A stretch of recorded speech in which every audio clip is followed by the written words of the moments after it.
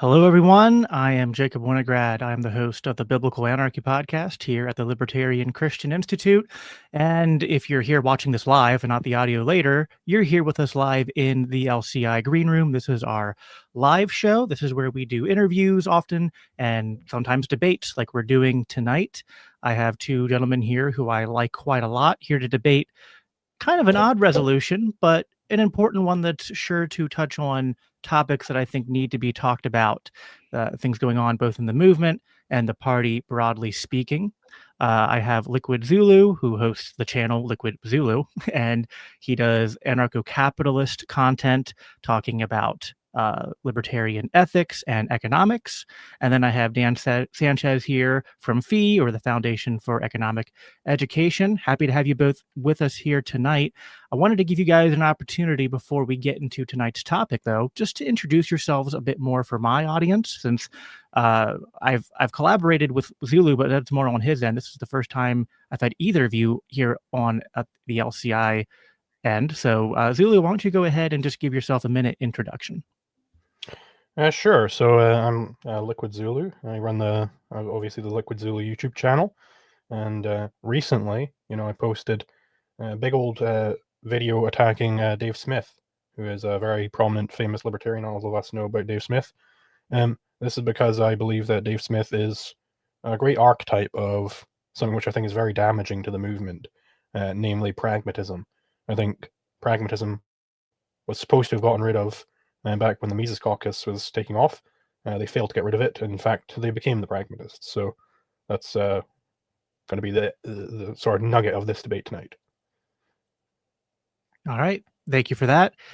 Dan, go ahead and introduce yourself as well for us. Sure, yeah. I'm Dan Sanchez. I've been a libertarian and an anarcho-capitalist since the mid-2000s. In the early 2010s, I worked at the Mises Institute, and for the past 9 years, I've been working at the Foundation for Economic Education, or FEE. Just a plug, we are recruiting candidates for the Hazlitt Fellowship, which is a program that Liquid Zulu himself went through. And so if you go to fee.org/Hazlitt hyphen fellowship, that we'd really like to have principled libertarians apply for that. I'm a fan of the Libertarian Christian Institute, as I'm a libertarian Christian myself, and I'm a fan of Liquid Zulu because I really enjoyed working with him in the Hazlitt Fellowship, and I was very impressed with him. And I'm also a fan of Dave Smith. I'm a regular listener to his podcast. I pretty much listen to every episode. Beyond thinking that he's a force for good, I regard him as a hero. But I'll be trying to convince Liquid Zulu of the more moderate case of just the force for good. So looking forward to it. Yes, and we'll be getting to that in a moment. Of course, you brought up the Hazlitt internship, and I always make a joke with people that no matter where you're at in my house, there will probably be 3 books in the room with me. First, there's always going to be a Bible, and there's probably, like right there, several apologist Bibles on the shelf behind me and some more off to the side. Because I'm with LCI, there's always going to be a copy of Faith-Seeking Freedom, Libertarian Christian Answers to Tough Questions, which the second edition of this book is underway, and it'll be out sometime next year. And then there's almost always a copy of Economics in One Lesson by Henry Hazlitt, because I think a while back, they probably do this still, the Mises Institute will be like, hey, do you want free copies of this book to distribute? And I always get a whole box full, because in my town and in my county, and if you guys have these in your area, you should do this too. They have those little pop-up free libraries where you can just take a book and leave a book. And so I'm always going to these free libraries and leaving Economics in One Lesson, because it's just, that's just a really simple way to spread libertarian propaganda, I think. So, but yes, tonight's resolution is a weird one. And I'm going to maybe just take a minute here just to make some opening remarks as the moderator, because I respect debate. I did debate in school, and I am going to be a very moderate moderator. but I am not moderate on this topic. I love Dave Smith. I consider Dave a friend.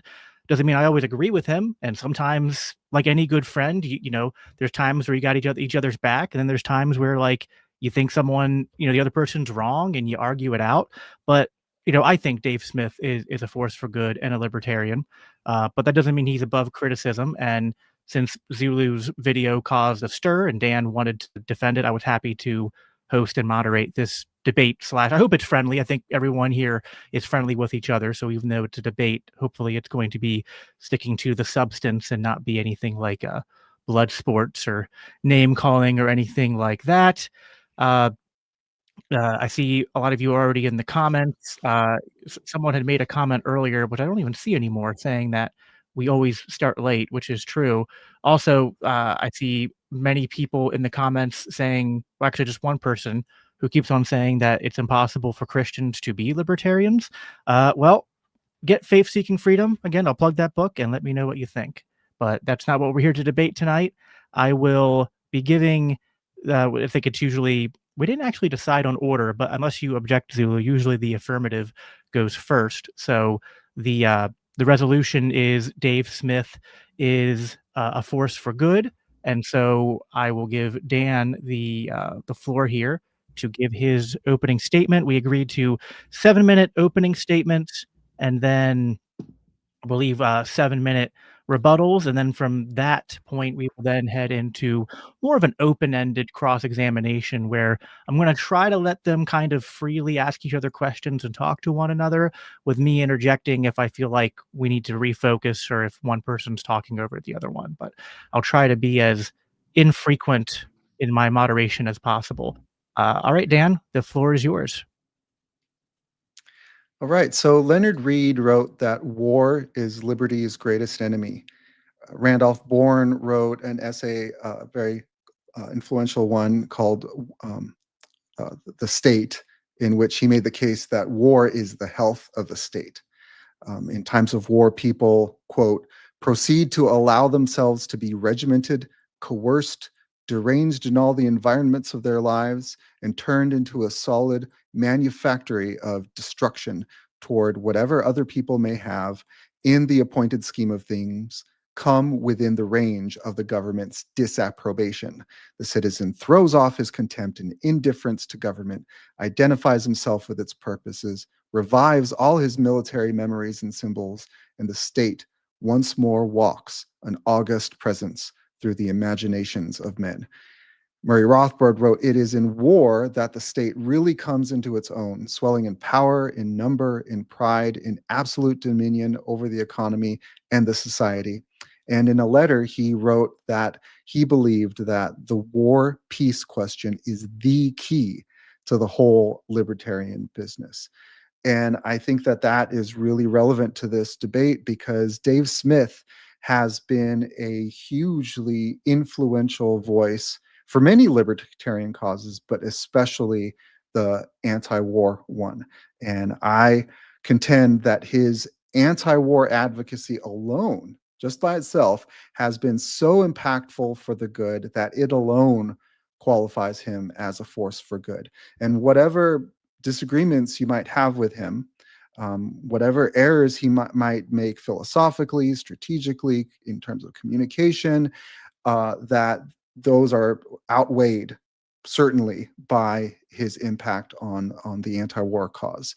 And so just to give some examples of the type of communication that he does in advancing peace, on Joe Rogan, the top podcast in the world, one of the top media platforms in the world, he regularly makes moral cases against war.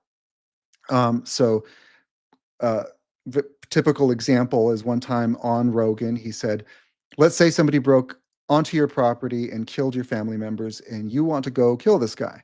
If he goes back to his apartment building and there's women and children inside, and your move is to blow up the building, well, what you'd be charged with is murder in the first degree. You dropped a bomb knowing innocent people were going to die.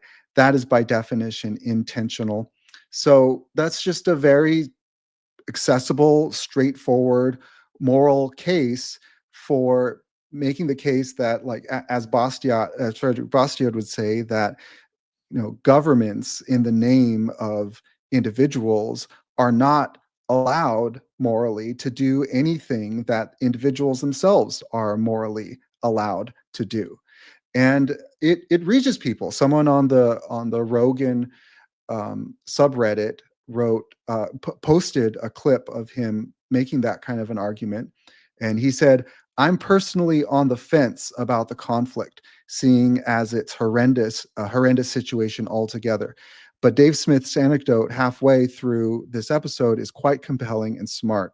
An anecdote indeed, but nonetheless morally compelling." So I think the reason why he gets has a lot of influence is because he is compelling to listeners in this way. And he's also compelling to not only to his own audience, but to other big voices and their audiences. So he's appeared on shows like Rogan, other kind of center people like Piers Morgan's show. On the left, he's appeared on with people like the Young Turks, Cenk Uyghur and Anna Kasparian, but he also has on people like Max Blumenthal. And on the right, he has been on Tucker Carlson. He's had Tucker Carlson on his show. He has also done shows with Candace Owens, and he's been very influential for them. Candace Owens said that Dave Smith was pivotal in her turn away from war and towards non-interventionism. And right now, we're seeing a huge civil war on the right, with people on the populist right really going against what they see as Trump's betrayal and as much of the right's betrayal to America First and the non-interventionist cause. A lot of them are followers of Tucker Carlson and Candace Owen. And so he has laid a lot of the groundwork for this. And so again, just by the standards of making the case against war, moving the needle against war, moving people in the left, right, center against war, he's had a huge influence. I think it's undeniable, and for that reason, I think Dave Smith is a force for good. All righty. Thank you, Dan. You were at 6 minutes and 11 seconds, so you had time to spare, but happy to save us a little bit of time, more for the cross-ex. I do see some people leaving some super chats and comments. I'll leave them for a little bit later. We will be doing a Q&A section later as part of the cross-ex, so if you guys want to put questions in the comments related to this subject, I will get to them when we're in that section. But Zulu, go ahead. I will start the timer whenever you are ready. Absolutely. I was just making sure that my audio is working because there were some complaints with that before. So hopefully this is all fine. Sound good on my end. Cool. So hopefully that works. So our topic of debate tonight is whether Dave Smith is a force for good. I maintain that Dave is not a force for good by the libertarian standard of the good that we all accept. First, any past good that Dave has done, which is not reflected in his more recent pragmatist strategy, is not relevant. I accept that Dave and the Mises Caucus were a very positive force when they were starting out. They were able to completely oust the old pragmatists and promised to bring the liberty movement into the Libertarian Party. That is, to make the LP adopt a radicalist strategy that would not adulterate the message on the altar of what works. Dave would himself refute the pragmatist strategy in a debate against Nick Sarwark, saying that what is paramount to him is the philosophy of libertarianism, explicitly endorsing the Ron Paul strategy, which he says is to be principled and courageous. Indeed, Dave is entirely correct in this argument. Pragmatism, by its nature, is simply incapable of converting people to libertarianism. Libertarianism is the philosophy of the non-aggression principle. Libertarians hold the NEP as the fundamental moral principle guiding man on what to do with respect to conflicts. Pragmatism rejects that there can be such a thing as a moral principle in the first place. On pragmatism, the true is simply that which works. That is, something is true if it leads to desirable outcomes to hold it as true. Taken seriously, this claim wipes out the entire branch of ethics. If the true is that which satisfies the purposes of consciousness, then this is the case for logic itself. So the purposes we are speaking about must be mere pre-logical whims. That is, the pragmatist ethics terminates in a "but I want it." Therefore, if someone wants to violate the non-aggression principle, or any moral principle, pragmatism takes this as the immutable given, that all other analysis must proceed from. Here there can be no moral principles guiding man on what he should want. Rather, any principles must be adulterated, warped, discarded, wherever is required to suit one's arbitrary whims. Dave has now wholeheartedly endorsed the philosophy of pragmatism, and therefore is incapable of being a force for good by libertarian standards.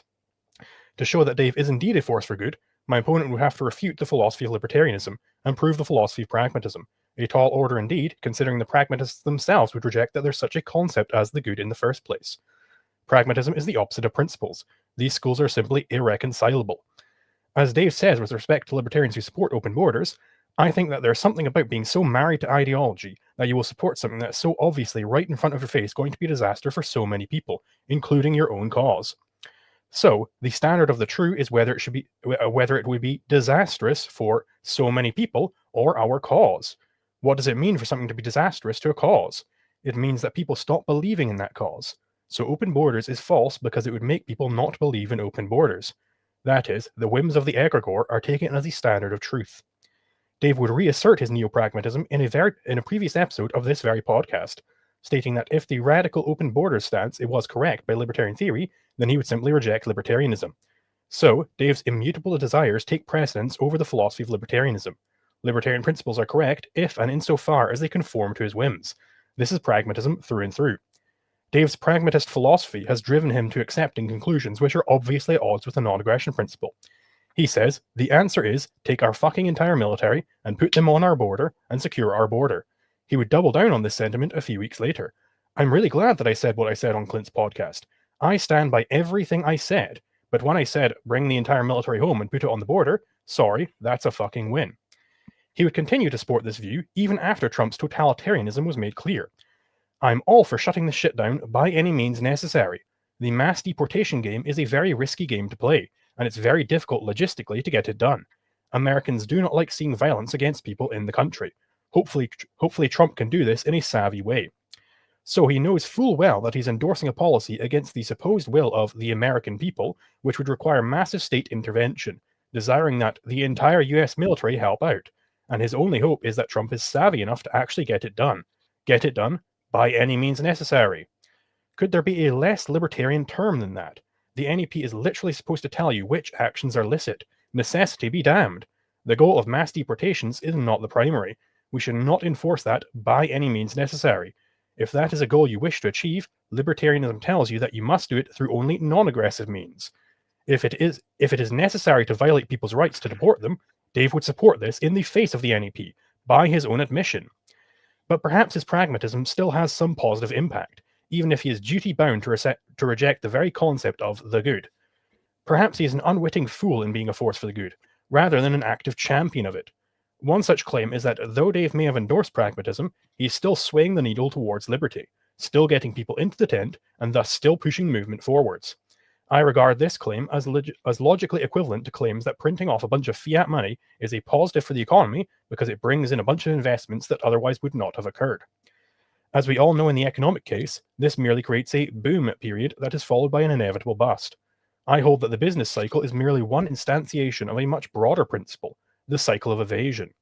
That is, wherever and whenever one is attempting to generate any manner of fiat goodies which don't actually exist, eventually we reach a breaking point, where reality swoops in and demonstrates that one was operating upon false premises. This leads to the inevitable bust, where one must either pick up the pieces and start taking reality as the standard, or simply evade again to get another boom going. The libertarian case is that the people whom Dave herds into the movement are not actually libertarians. They are not adherents of the non-aggression principle, or any manner of radical for capitalism. They are fiat libertarians. An influx of such sheep people does indeed give us a lovely libertarian boom. Perhaps many people attend the conferences, and many people watch the podcasts and go to the shows, but this was all for naught. The bust is revealed when this intellectual ballast has done such harm that the radicals become ever more disinterested, and the movement loses ever more momentum. One is faced with innumerable adulterations and misunderstandings of the theory. Our messaging becomes weak and fragmented, and the biggest voices end up using their megaphone to call for even more chaff, disregarding the remnant entirely. This is surely as big of a departure from the Ron Paul strategy as one can make, insulting the remnant and telling them to be more practical, whilst cozying up to every former professional leftist and current environmental communist one can find, so long as they are on the right side of the culture war.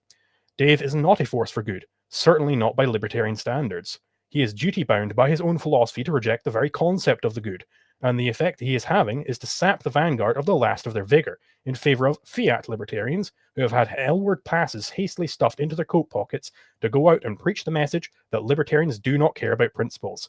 How far we have fallen indeed.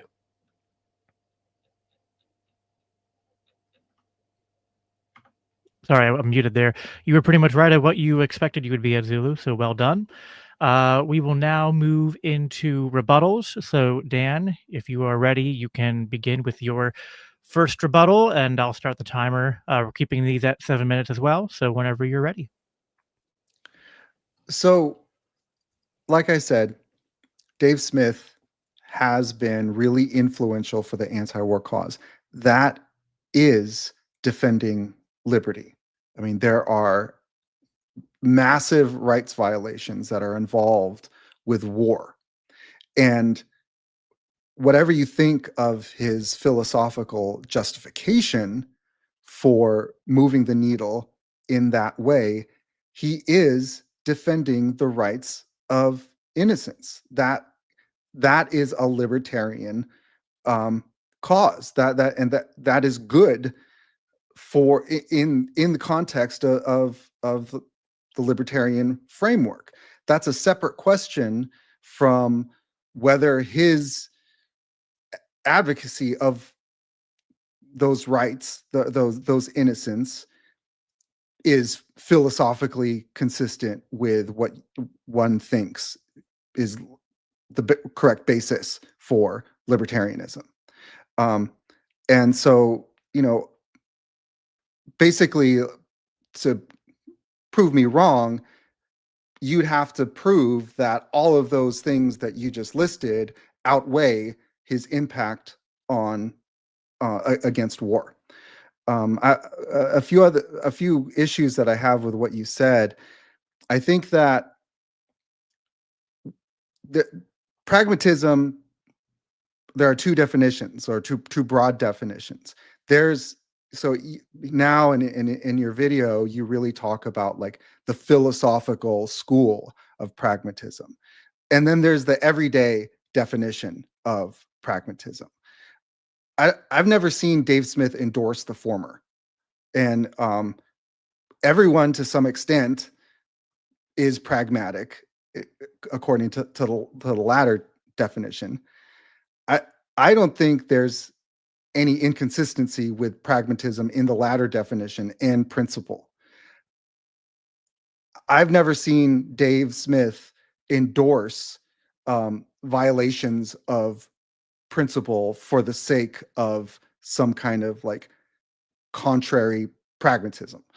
So I just don't see that as being well grounded. With open borders, I agree with you. I mean, I'm open borders, and so I disagree with him. But that's not his focus. He spends vastly more time on the foreign policy question and has vastly more influence on that question than on the borders question. And let's see, what else did you say? Oh, and also with regard to the philosophy, so there's this whole question of bringing libertarians in the movement, growing the understanding of libertarianism. That is also hugely important, and in the long run, more important for me than sort of like the immediate case of like stopping wars and protecting innocence. Again, in the long run, I think that even if it wasn't in a way that was consistent with like building a libertarian movement in the long run, that what he's doing, even if it wasn't furthering that, is still a huge force for good, because there are real innocents getting murdered right now. And but I will also point out that he leads a lot of people to Austrian economics, to Ron Paul, to Scott Horton. And so he's referring to these principles, and he is rooting his arguments in what he regards as principles. And like with the example that I gave, I think that he does do a good job, but not a perfect job. So you've made criticisms of that, but again, my overarching point is that his anti-war advocacy is undeniably a force for good. Alrighty. Sorry here. Let me switch out of that. All right. Zulu, if you are ready, you can go ahead and start your rebuttal. Sure. So I definitely agree that anti-war advocacy is itself good, but that does not mean that Dave Smith is fundamentally a force for good. Dave is pushing a more primary error here, and that primary error is pragmatism. Pragmatism is the very basis for U.S. foreign policy. So he's inadvertently pushing the world in a more socialist, warlike direction. So why is pragmatism the basis for U.S. foreign policy? Look at any statement by any of these generals or anything. It's, oh, we got to get this done now. We got to solve this situation of the day right now. Iran is 3 weeks away from a nuke. They have been for the past 10 years, guys. But this is a crisis in this moment that we need to solve. Pragmatism is the basis. And so Dave is pushing this more fundamental error that is used as justification for the war machine. So it really doesn't matter that he then negates this error higher up in his philosophy, because as we've seen throughout the history of philosophy, it is the more fundamental thing that a philosopher is pushing, the more fundamental that their philosophy is, that is the part which survives. If they have some remote deviation, it dies off relatively quickly in terms of the history of philosophy. And moreover, Dave explicitly wants martial law in the US. This is not a consistent anti-war advocacy, as we would expect from a pragmatist. He wants to solve the issue at the border today. He doesn't care about principles when it comes to the border. So he wants the entire US military to be used against the US population, destroying the last bastion of capitalism on planet Earth. This is in no way anti-war. So even if, well, maybe he's a good guy, like maybe he's a force for good because he's anti-war, but he isn't actually anti-war. He is anti-war in the Middle East, perhaps, but he's pro-war in the US, war against US citizens. That is terrible. So let's see here. Yeah, Dave will never fail to fall for the propaganda that will end up pushing the needle to war. It ends up working in favor of these war hawks. So he's fundamentally impotent in that issue.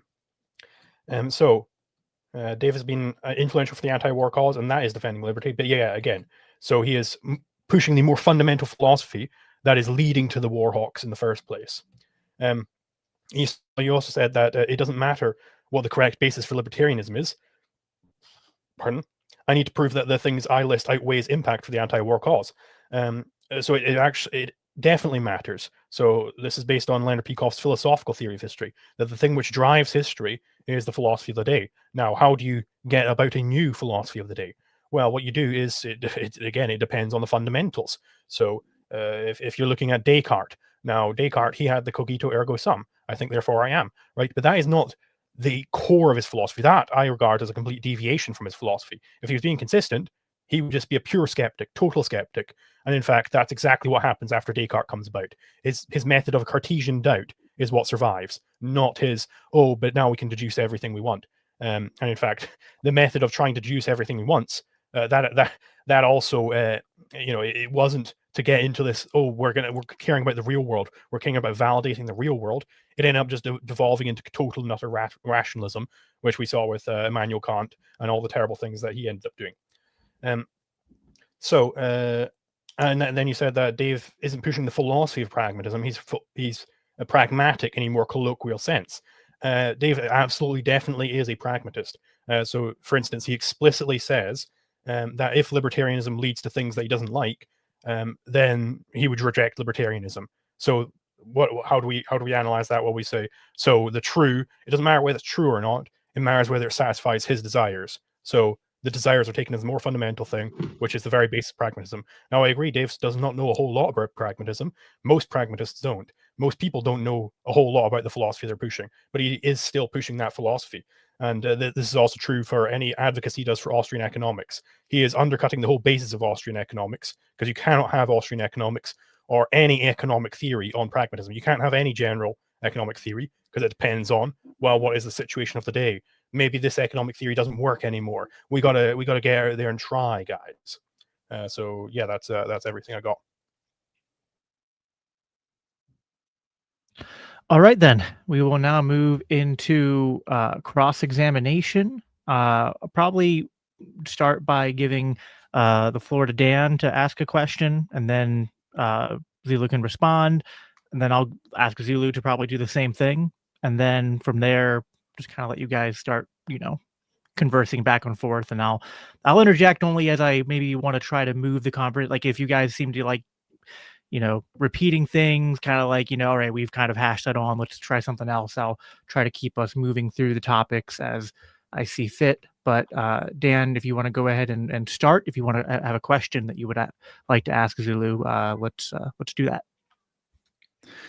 Great. So I disagree with the contention that pragmatism underlies Dave Smith's anti-war advocacy. He's definitely not just an opponent of war in the Middle East. That he has opposed the war in Ukraine, and he's definitely has a moral basis for his opposition to war, not a pragmatic basis. So just as an example, again, of the kind of principled cases against, like moral-based cases against war that he makes in another Piers Morgan debate. He was debating with Dean Cain, and who was trying to make the case that ethnic cleansing in Palestine was legitimate because of what Hamas did on October 7th. And his response was, I always find this fascinating because somehow Americans could say this about the people in Hamas and go like, I wouldn't like to be kicked out of my neighborhood, but if my government had done October 7th, I'd accept it. And then your government, Dean, destroyed Iraq, Afghanistan, Libya, Syria, Somalia, Yemen, the drone bombing campaign in Pakistan. So can you get kicked out of your house now? Is it not ethnic cleansing if we were to kick you out of your neighborhood? This is so ridiculous that we impose these standards on these poor people that we would never dream of holding ourselves to that standard. It just logically makes absolutely no sense. And it doesn't really matter what Hamas's approval rating is, in the same way that it doesn't matter that George W. Bush had record high approval ratings. That doesn't mean that the innocent civilians in the United States of America are fair game, and neither should any other group of civilians. Dan, if you're done, that's fine. I was going to say, if you could try to boil that down to a question, or if you just want Zulu to respond to you, that's fine. I was just trying to. Sure. Yeah. Right. So my point there is that he's making moral arguments that it's not a pragmatic argument of, in the same way that like the foreign policy establishment says like, oh, well, this is what I just want to do for my whims and ends. So if I can help here, is your question to Zulu, like, you just explained Dave's, overview of his arguments for how he opposes war, and you're saying, like, don't these seem more like moral arguments and not pragmatic arguments? Is that basically Exactly what you're okay? Yeah. Zulu, do you want to go ahead and respond? Sure. So Dave Smith, like any pragmatist, at least unless they're super consistent, he has a hodgepodge of philosophies. He doesn't have a consistent worldview at all. So perhaps yes, he does make moral arguments in some cases, but he more fundamentally rejects that morality can even be a thing in the first place. And what matters is, well, what's more fundamental. So it doesn't matter that he isn't using his pragmatism to denounce wars in Ukraine or the Middle East or wherever else. He is using his pragmatism to advocate for war in the US. And this is exactly what happens with any of these sorts who don't know their philosophy, who haven't thought deeply about philosophy at all. They end up just bundling together a bunch of random positions. And well, what survives from that, it's whatever is most fundamental. And what's most fundamental is the epistemology. That's the most fundamental aspect of his philosophy. I don't know what the hell his metaphysical beliefs are. I think he's some vague religious person, but he's not very clear about that. But yeah, so the most fundamental thing that he's actually very clear about is the pragmatism. Again, we're debating whether he's a force for good, and again, even if taking for granted that what he's advocating with his immigration stance is a case for war, that's not where he's focusing on, and that's not where he's influential. And he's influential, like the actual impact that he's having is turning a lot of people against foreign wars. And he's not what people are looking to him is not as a philosopher. Like in the same way that like you like talk about Kant, or you could talk about like Hume or some other philosopher, and then you could talk about someone like Richard Cobden, who's making a case for free trade. It's like, okay, well, what if he had some sort of like, what if he was influenced by some like backward philosopher, and that was what was underlying it? Well, we're not looking to Richard Cobden as a philosopher. We're looking to him. The society was looking to him for this other thing. And if that main focus and that main impact is good, then he has been a force for good. Zulu, go ahead. Sure. So yeah, I'm saying that indeed he's not a force for good because of this more fundamental advocacy of pragmatism, and the reason for this is because a century or so from now, nobody's going to remember Dave Smith going on Piers Morgan to talk about how Israel shouldn't nuke a billion brown people. Nobody's going to remember or care about that. What they will remember or care about is what is the libertarian movement saying about this, and they really are looking. People are looking towards the libertarian movement to see what philosophy is being preached here.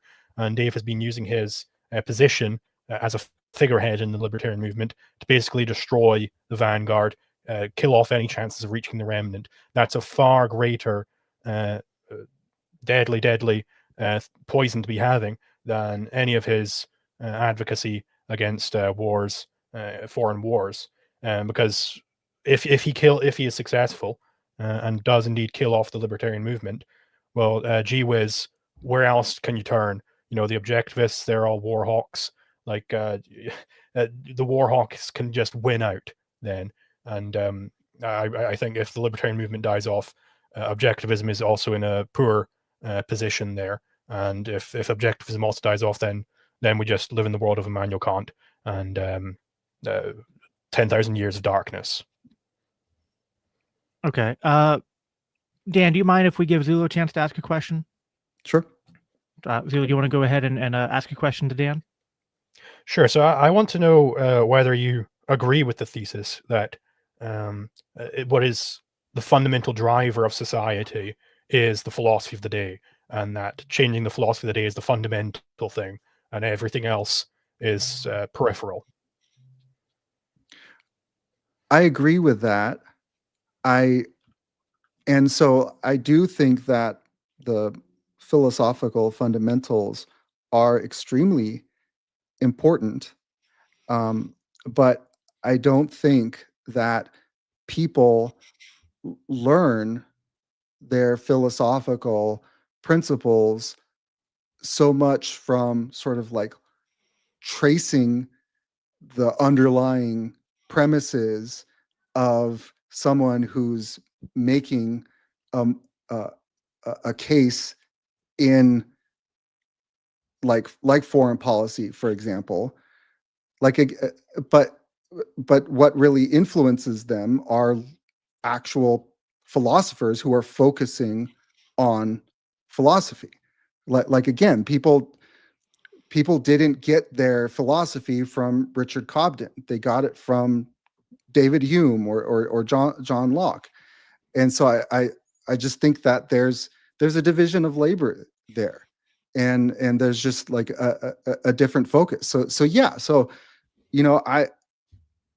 I like, for example, your content about. I think you've made some really compelling cases about sort of the philosophical bases of liberty.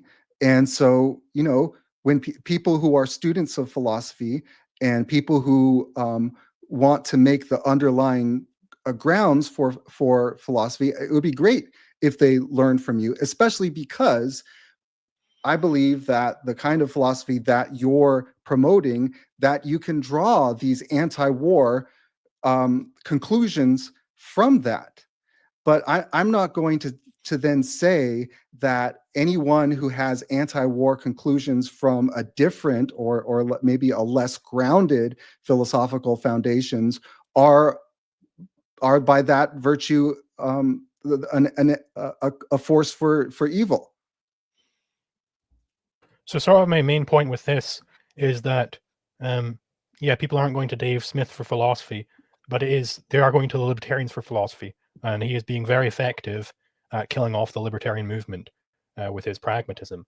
In what way is he not? Do you think he isn't killing off the libertarian movement? Do you think he's not being damaging to the libertarian movement with his promulgation of pragmatism?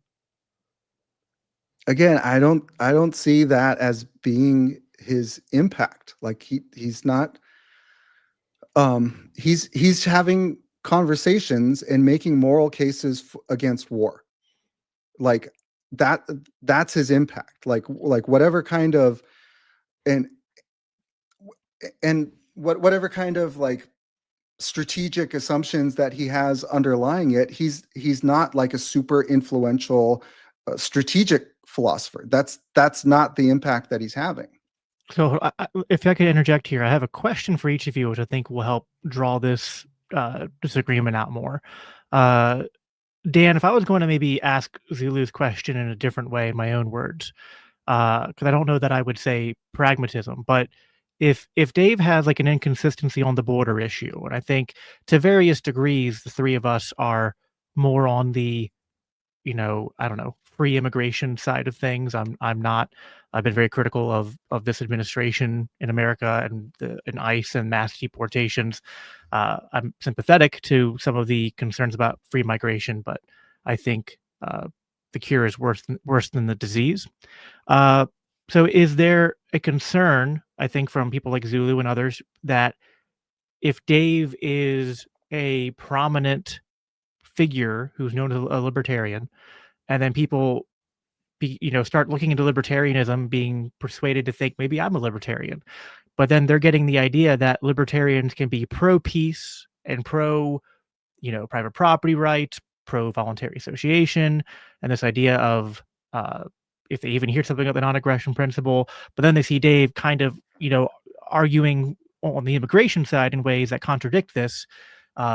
Is this going to potentially lead to people becoming nominally libertarian, but sort of adopting the belief that it can be sort of, piecemeal, that like, and I have seen, I'm not going to go as far as to say Dave is directly responsible for this, but I think we all can probably think of people who've done this and they've like become libertarians for like a few months or a year or two, but then like there are a couple issues where they deviate from libertarianism, become so important to them that then they just go, no, screw it, I'm not a libertarian anymore. So what would you say to that?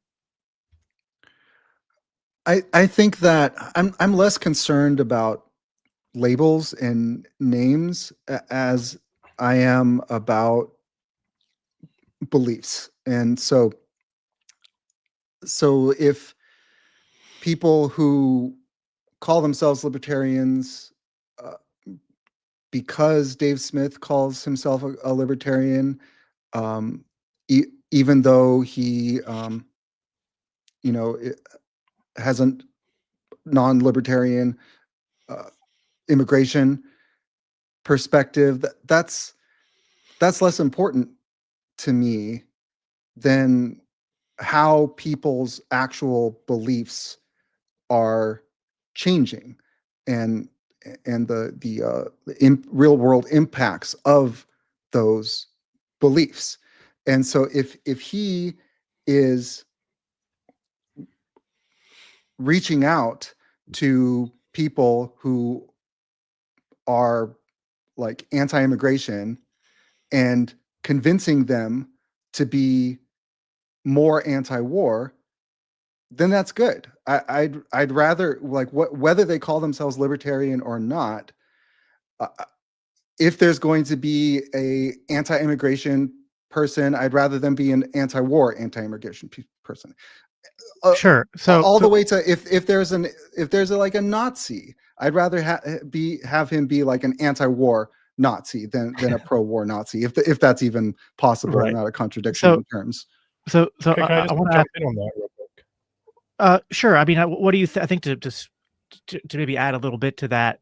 I think he's asking that, like, is it, if we're going to have people, like, the thing I'm interested to have you maybe answer in this is, if there's going to be people who are anti-immigration anyway, isn't it better that we convince anti-immigration people to, like, while we're also maybe trying to convince them to not be anti-immigration, to at least make them, like, I remember growing up in a Republican Party that was pro-war and anti-immigration. If they were anti-immigration and anti-war, that seems to be an upgrade. So if you want to respond to that and what he said. Sure. So this may well indeed be his impact outside of the libertarian movement. I don't really spend much time listening to what people outside of the libertarian movement are saying. But what matters is his impact within the libertarian movement. So yeah, if you could make these Nazis and whatnot anti-war, fine. You could press that button. That's fine. But what matters is this isn't fundamental. What's fundamental is changing the philosophy. So any of these gains that Dave can get in these areas, they're completely temporary. In the long run, what has he done? He has killed off the libertarian philosophy. And that is far more damaging than anything, because then there won't be these libertarians around in 200 odd years to keep trying to herd more of their equivalent of Nazis into the anti-war camp. These like sort of shepherds, these shepherd philosophers, you could call them, where they're just trying to herd people under different tents. Well, that's a whole lot of work you got to do to just constantly maintain, like, for instance, in this case, an anti-war belief among the rightists or among the Nazis or whoever it is, right? That requires constant maintenance, because it's fundamentally, it is at odds with their more fundamental philosophy, right? Most people, their fundamental philosophy is actually leads to pro-war conclusions, right? It's all about protectionism. It's about the nation, right? Most people are either, let's take the leftists, right? The woke left, as they're called. They're absolutely pro-war. If you look at their fundamental philosophy, they require a violent revolution in order to have the next stage of humanity kick off. That you could only ever herd a leftist under the anti-war tent for so long until their fundamental philosophy breaks through and you end up getting pro-war.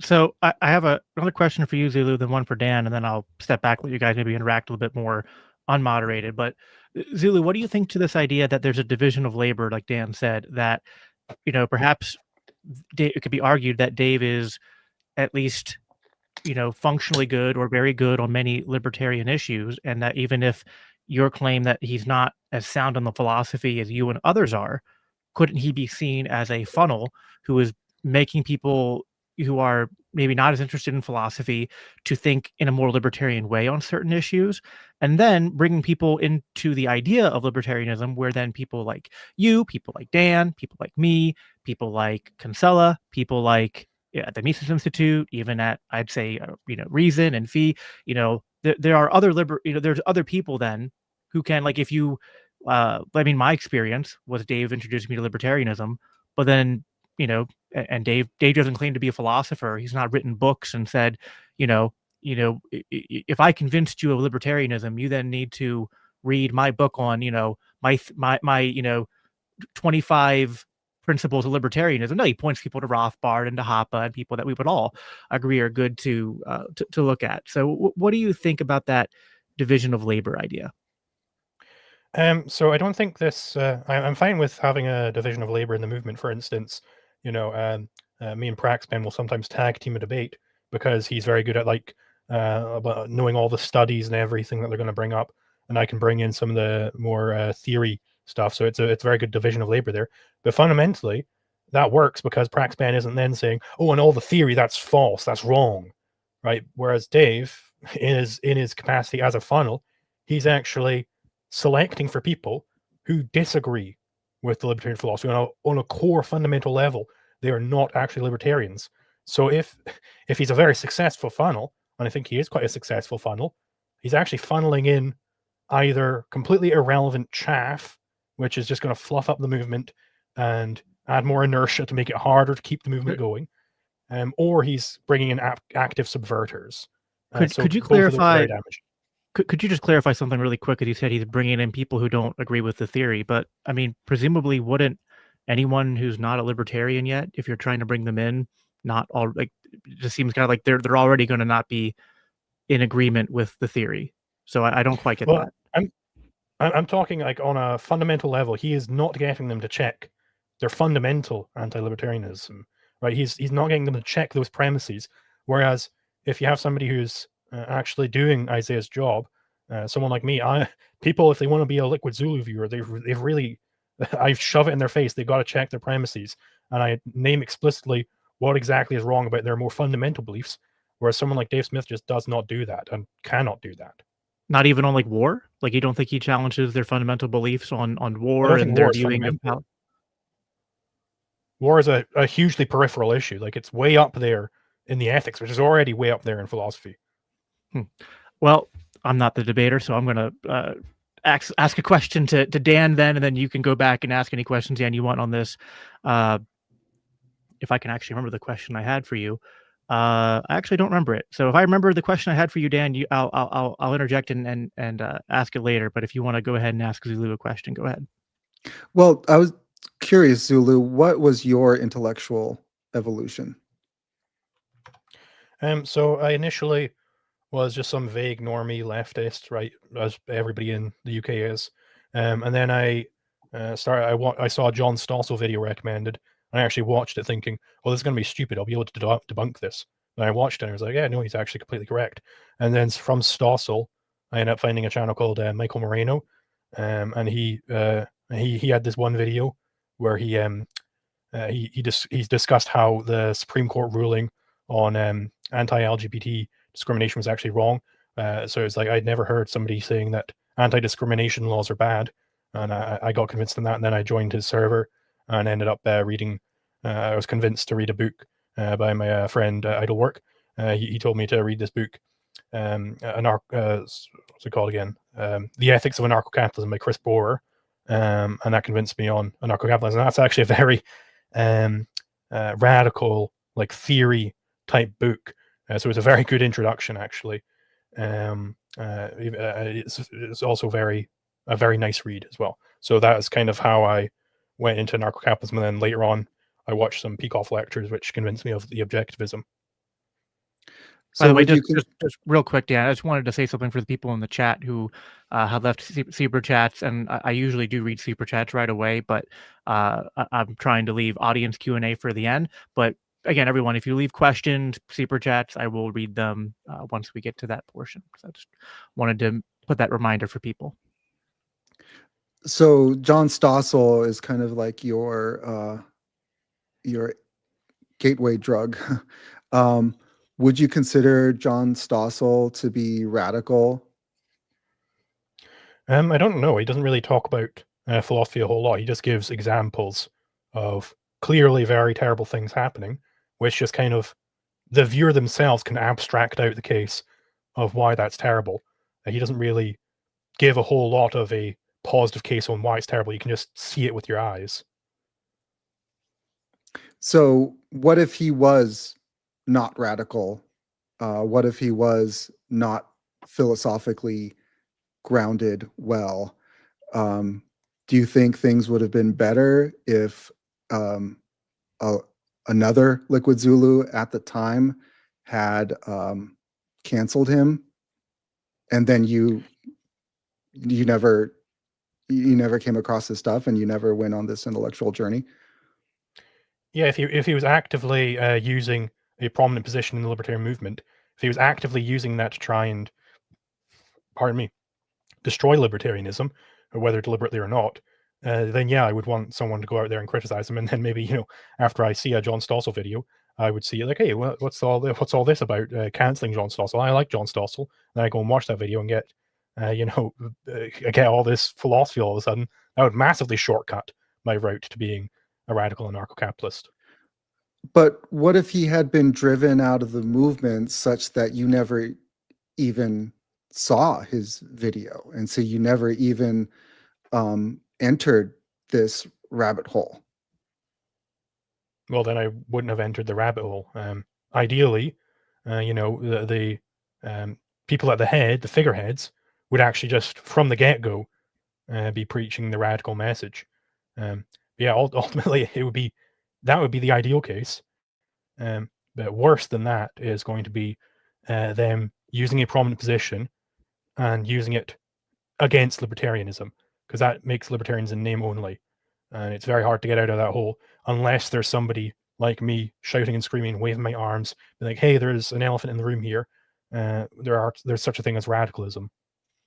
So if he wasn't radical, and if he wasn't like super well philosophically grounded, and he still like made like the good point that resonated with you, it just seems that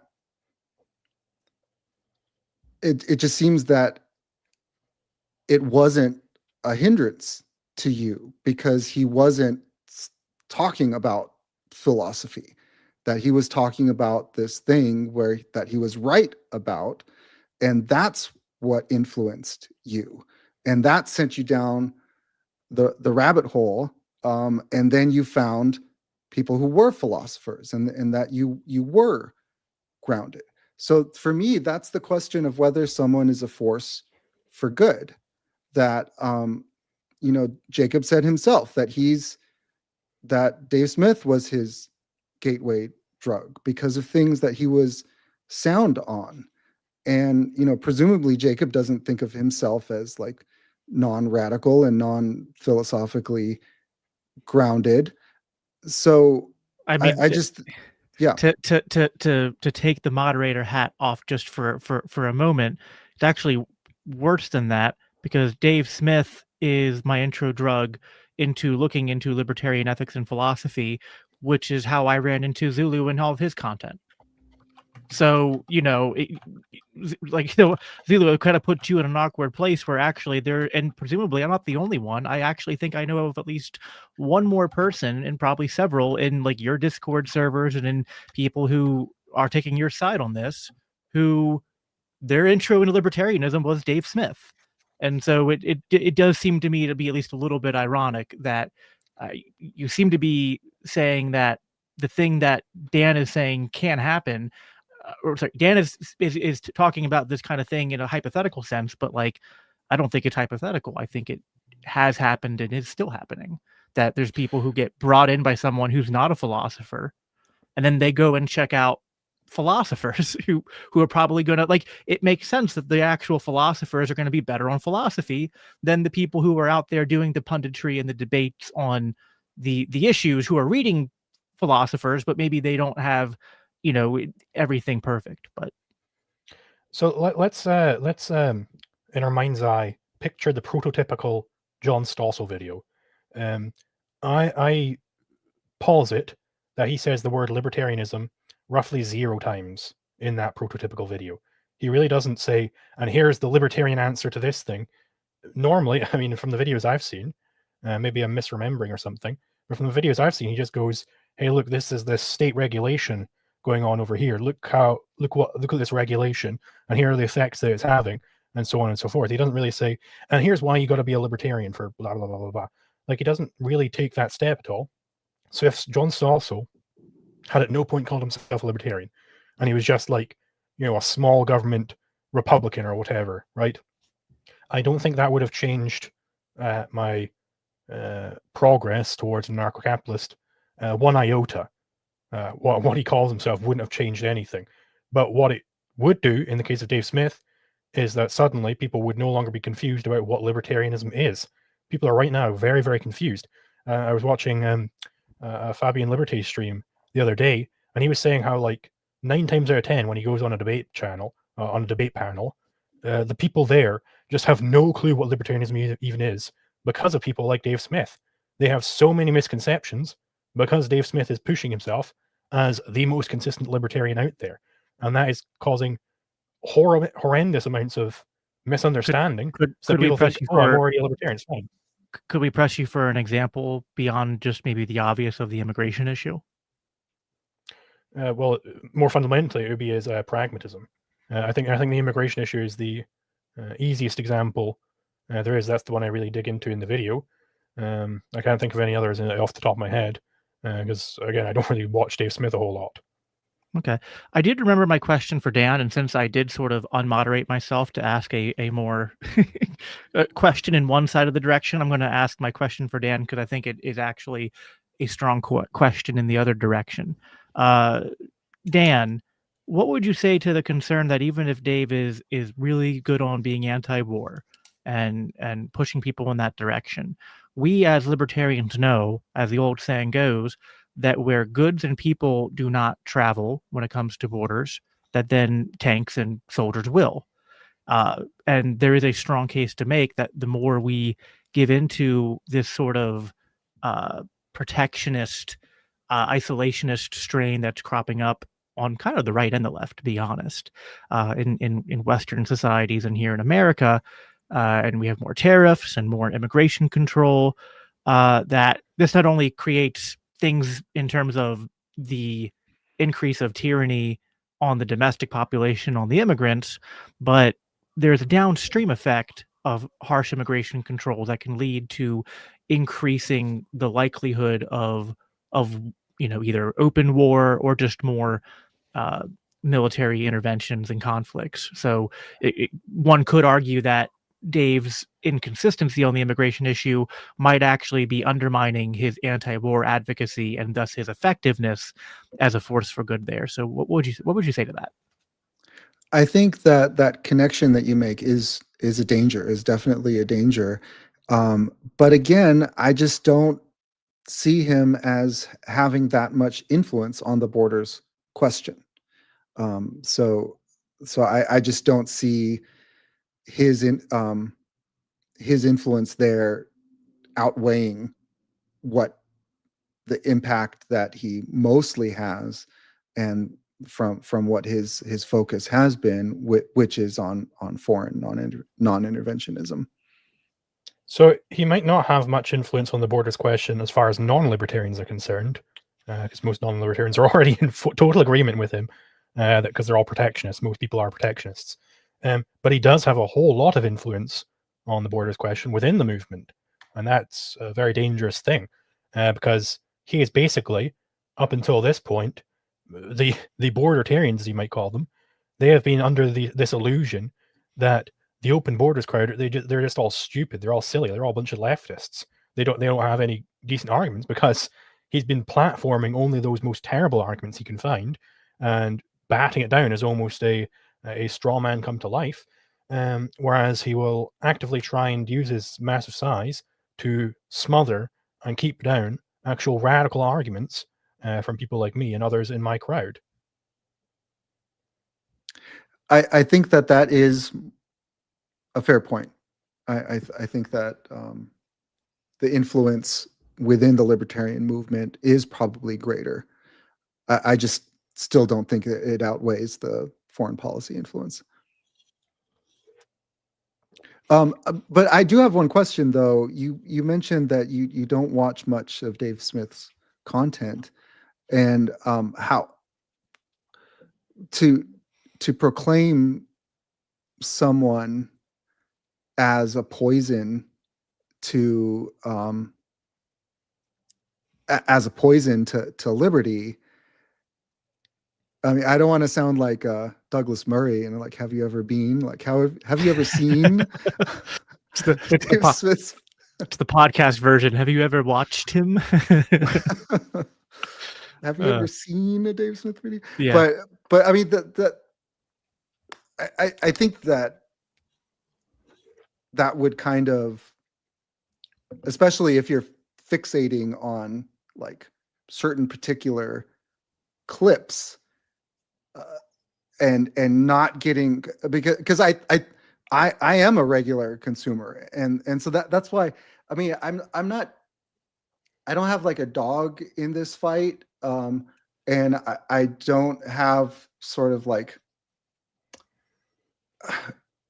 what I'm trying to say is that, like, even when I just try to put on the hat of like, Dave Smith not being like being a force for evil, it just doesn't make sense. It's just honestly myself, I just don't believe that, and I think I have a pretty good moral compass, and I watch a lot of his content, and so I think that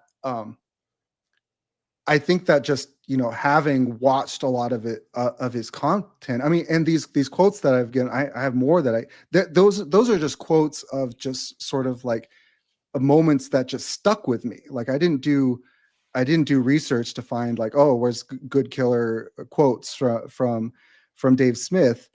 So I just think that it just kind of lends credence to my side of this debate, that I have watched a lot of his content, and I have sort of like a more well-rounded view of what he says and what kind of an impact that he's making on the discourse than you seem to have. So I will say that, first of all, I don't have to watch his content at all to see the impact he's having. Every single day, I get like a few dozen, like, buzzing bees in my mentions.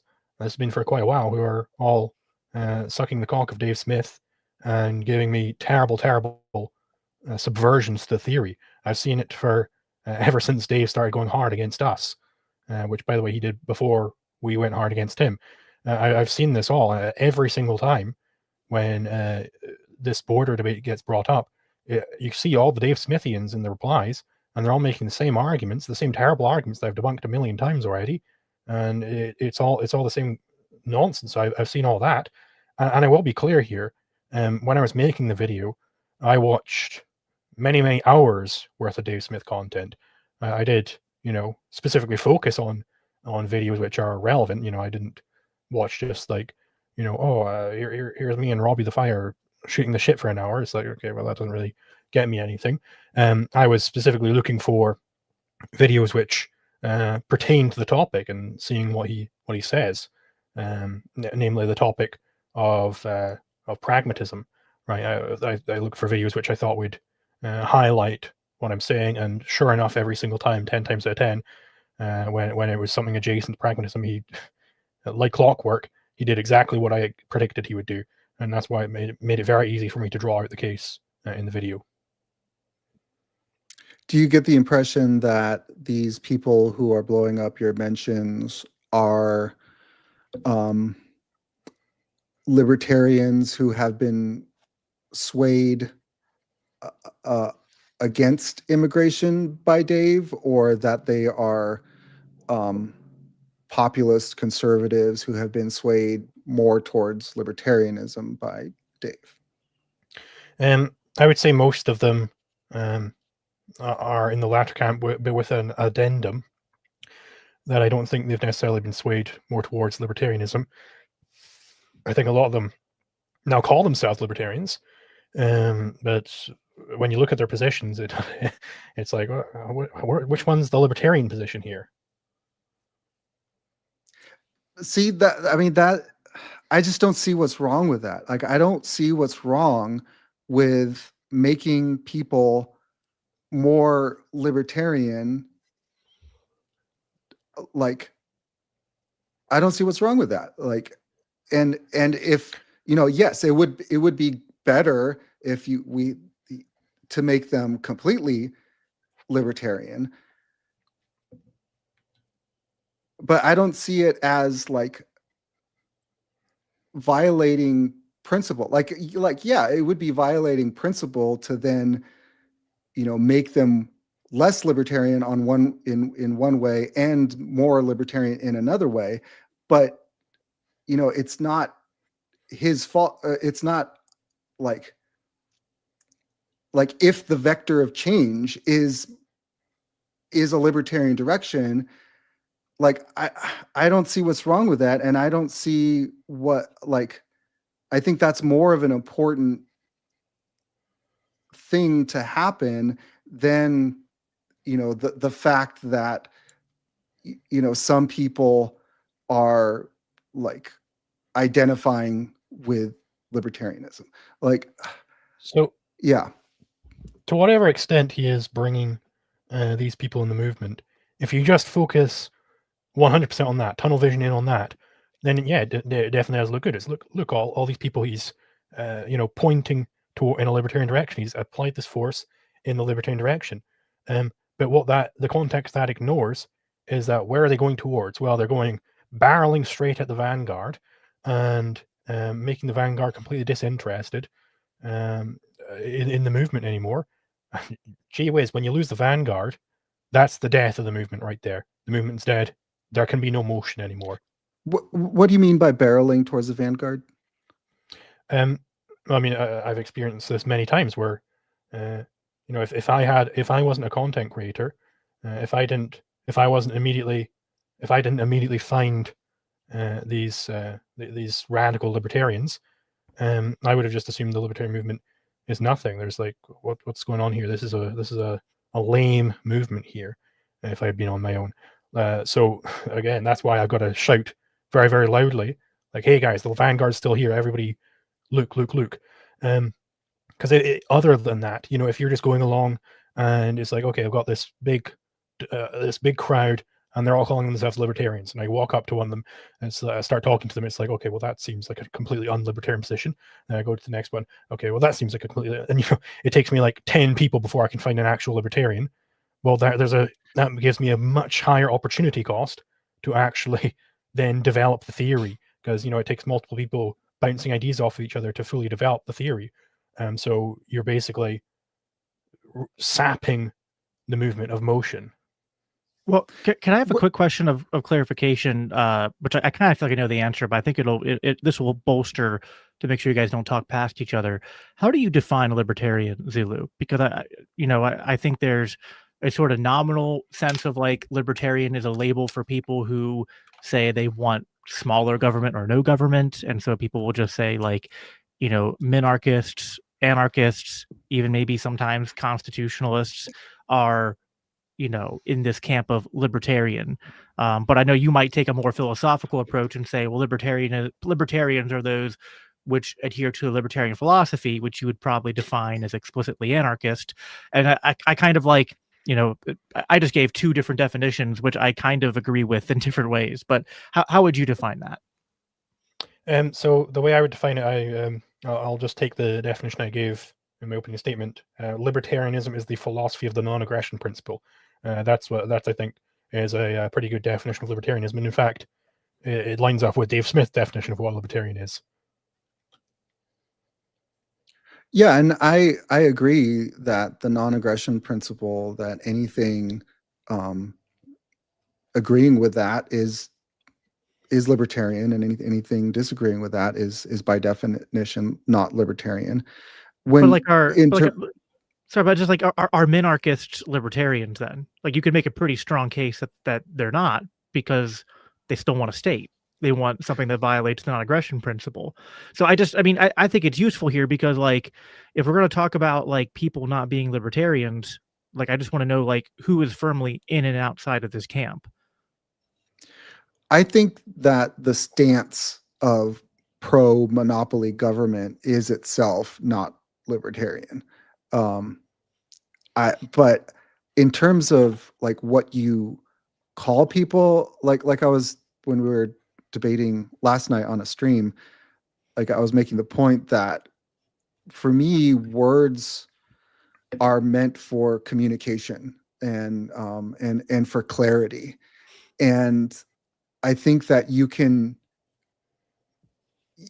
make clear that some particular stances that someone who calls themselves a libertarian hold are not libertarian, and you can make clear what like libertarianism as a doctrine is. But like, you know, there are like multiple definitions of words, and there are different ways that people like use words. And so when if someone who holds non-libertarian views like calls themselves a libertarian, that's just useful in a practical sense, that you know, I'll be able to know that okay, well, they're not like a pro-war conservative, probably. I guess like a lot of times that's not actually the case, but it communicates sort of the tendency of their thought in the same way that like calling oneself a conservative might communicate the tendency of one's thought, or the calling themselves a left liberal. Maybe that left liberal harbors libertarian views, but and actually rejects some left liberal views.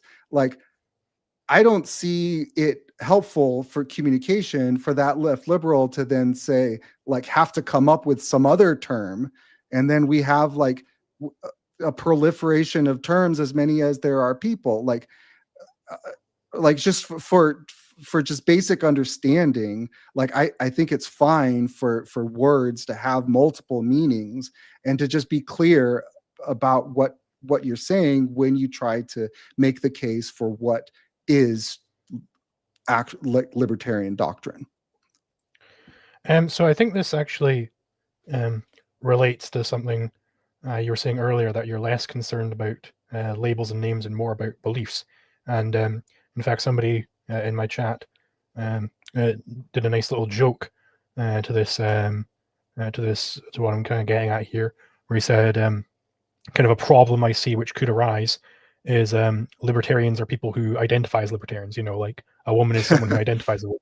It's like, okay, well then what are they identifying as? So I think that can be very damaging. If you actually get something like that, it's very, very damaging, because these words, they're not just, you know, to kind of vague, oh, he's vaguely in this area. That's bad for us if libertarian becomes ever more and more vague, as more and more people can be herded into the tent, because it hinders the ability of this philosophy to spread. It's because it's not just about a label here. It's about the integrity of what that label signifies, the integrity of the philosophy. And if the philosophy loses integrity, well, you've got two options there. Either you can try and oust the infiltrators, which the Mises Caucus tried to do, and which I'm trying to do right now, or you have a schism and you break off and form some new philosophy, which, you know, this is a Christian show. The Christians, obviously, they like to do that all the time, forming all these new churches. We'll call it the Napatarians. No, so I do want to get to audience questions soon. I had kind of like one more question for each of you that I kind of thought of in this back and forth. So, you know, Dan, what would you say, you know, is it perhaps like if you're going to argue that Dave is a force for good, which, you know, I think people know I'm generally on that side, but would you agree that even if it's not Zulu, that in general, that perhaps Dave, because he is the most kind of like forward facing person of our movement, like a champion of our movement, right? That has he done a good enough job, you know, doing, sorry, I'm jumping ahead. Should he then kind of be required, or at least obligated, to have kind of like the theorists and the philosophers of today in the libertarian world, on his show, and have conversations with them, or even if it's just behind the scenes, but to some extent to kind of like, hey, I want to make sure that like I am, for two reasons. One, to kind of like be constantly and I try to do this, right? I'm constantly trying to sharpen my understanding of the philosophy to make sure I'm representing it well in all different areas. Like, because there's always new things, right? Like the COVID lockdowns was a test, and not everyone who was, if you weren't up to the snuff on your theory, you were going to get that wrong. Cryptocurrency, as that came new, we saw some people who were generally good, then suddenly be anti-crypto. So, do you think Dave has perhaps a responsibility to do that, and has he maybe not done a good enough job in, in engaging and having on, uh, libertarians, especially like libertarian critics, to sort of, hash out these sort of like philosophical discussions and disagreements? I don't think obligation or responsibility is really applicable here. I mean, it's not for me to judge. I mean, we all have limited time. We all have different focuses, and you can't like focus on every one thing. Like I I I personally like to do that myself when I in like articles I write and in lectures that I give. Um and and I'm not and then so again, I just think that Dave Smith is a force for good because he is spending a lot of times doing a good thing. And so for me to then say like, well, like you should do these other good things instead of some of the time that you've spent on those first It's good things. Like I just there's a fair point there where like he is super busy, and I get that. I mean, I know that because I know him. And I'm not saying he should like every person who comes at him and says, "Dave, I disagree with you. Debate me, bro."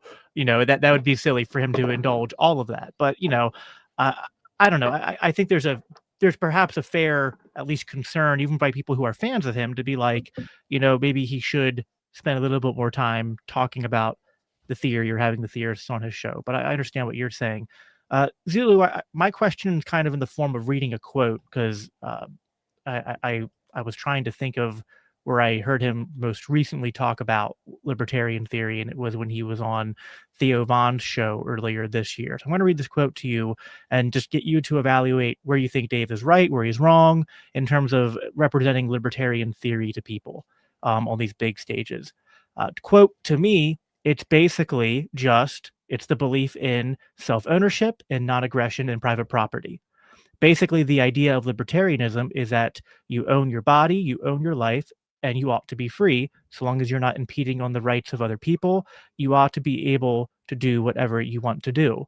And so the belief in free market capitalism and in peace, in non-intervention, and basically the idea uh, of what most people think of Americanism is. You have freedom of speech, you have the right to own a gun, you have the right to own property, and the role of government is to protect people's liberty. Government shouldn't be doing anything more than that. If they're doing anything more than that, they've become tyrannical no matter what. If government's doing anything more than just protecting property or protecting people, then it's always at the expense of someone. Even if they're giving somebody something, that means that they're taking it from somebody else because they don't actually make or have anything themselves. So evaluate Dave from a perspective of libertarian theory in terms of, he's got a big platform already. He's on Theo Vaughn, who's got, I think, millions of listeners. So he just introduced millions of people to libertarianism. Did he do a good job there? Go ahead and give us your thoughts. Sure. So there are obviously some nitpicks. For instance, you ought to be able to do whatever you want to do. I don't think he meant that literally. I think he probably just misspoke. I don't think he actually believes that you should be allowed to do whatever you want to do. Well, he said free as long, and he said you ought to be free to do whatever you want to do so long as you're not impeding on the rights of other people. Okay, I didn't note that down. So yeah, of course. So I would say it's fine. Self-ownership, non-aggression, private property. I would say if I'm being pernickety here, self-ownership and private property, I think, are both strictly derivable from the non-aggression principle. I think the non-aggression principle is the fundamental, and obviously I don't think that there is any legitimate role for government, but whatever, that's fine. Obviously he is an anarchist as well, so maybe he's just trying to I suppose it would be nice if he would draw out the implication of, and actually there is no such thing as a government which protects property rights, or unless maybe he's using government in like the more, somehow some people say like government is just anything which governs, like, and govern maybe means just, Yeah, there's different ways of doing that. Like we here at LCI, we prefer to say governance and not government, but there are some libertarians who just like to say, yeah, we're anarchists and we just believe in market government, right? Or that there's, you and I have had discussion over like polycentric versus acentric governance and legal orders and things like that. But I don't know. I just think that's an example where anyone can nitpick anything anyone says, but just seemed to me to be an example where it's a fine quote. He said a very similar thing on the Reason Just Asking Questions podcast. So I imagine this is something he probably says somewhat regularly. If he's is that a force for? Is the fact that Dave's going on these big shows and giving answers like this, is that a net positive for liberty and for good in a libertarian sense? That specifically, if you zoom in on that, then yeah, it's good to go on big shows and say that libertarianism is yada yada yada, and that's fine enough. But I don't think that's all that he does. I think the other stuff he does, he packages together this definition of libertarianism with a pragmatism, which is utterly deadly to the libertarian movement. All right, I don't want to belabor too much, but Dan, if you want to go ahead and ask, I'm going to start pulling up audience questions. If you want to ask Zulu, one of you ask each other a question while I start putting audience questions in the queue, and then we'll start addressing them. So Zulu, I don't understand why you don't welcome mentions from people who are trying to work out their understanding about borders. It just seems to me that that is a great opportunity, especially for someone to, as opposed to like virtue signal on, especially, well, I don't know how much of these mentions are DMs, but especially to the extent that they're DMs, that it just shows sort of like an actual curiosity and not just trying to like virtue signal to like to own a open borders person. Sure. Maybe I should clarify. Go ahead. Okay. When I was talking about all these like buzzing bees and stuff, I'm not talking about the people who are just genuinely coming in. You can tell this like immediately whether someone's coming in and genuinely wants to discuss something. I'll discuss that all day long with people. I accept debates. I've recently had to stop accepting debates with literally anyone because you run out of time eventually. But for the longest time, literally anybody could come to me and debate me on any topic they wanted. I'm absolutely fine with that. And sometimes I will get DMs where they're like asking me in good faith, like, "Hey, how do you blah blah blah blah explain this?"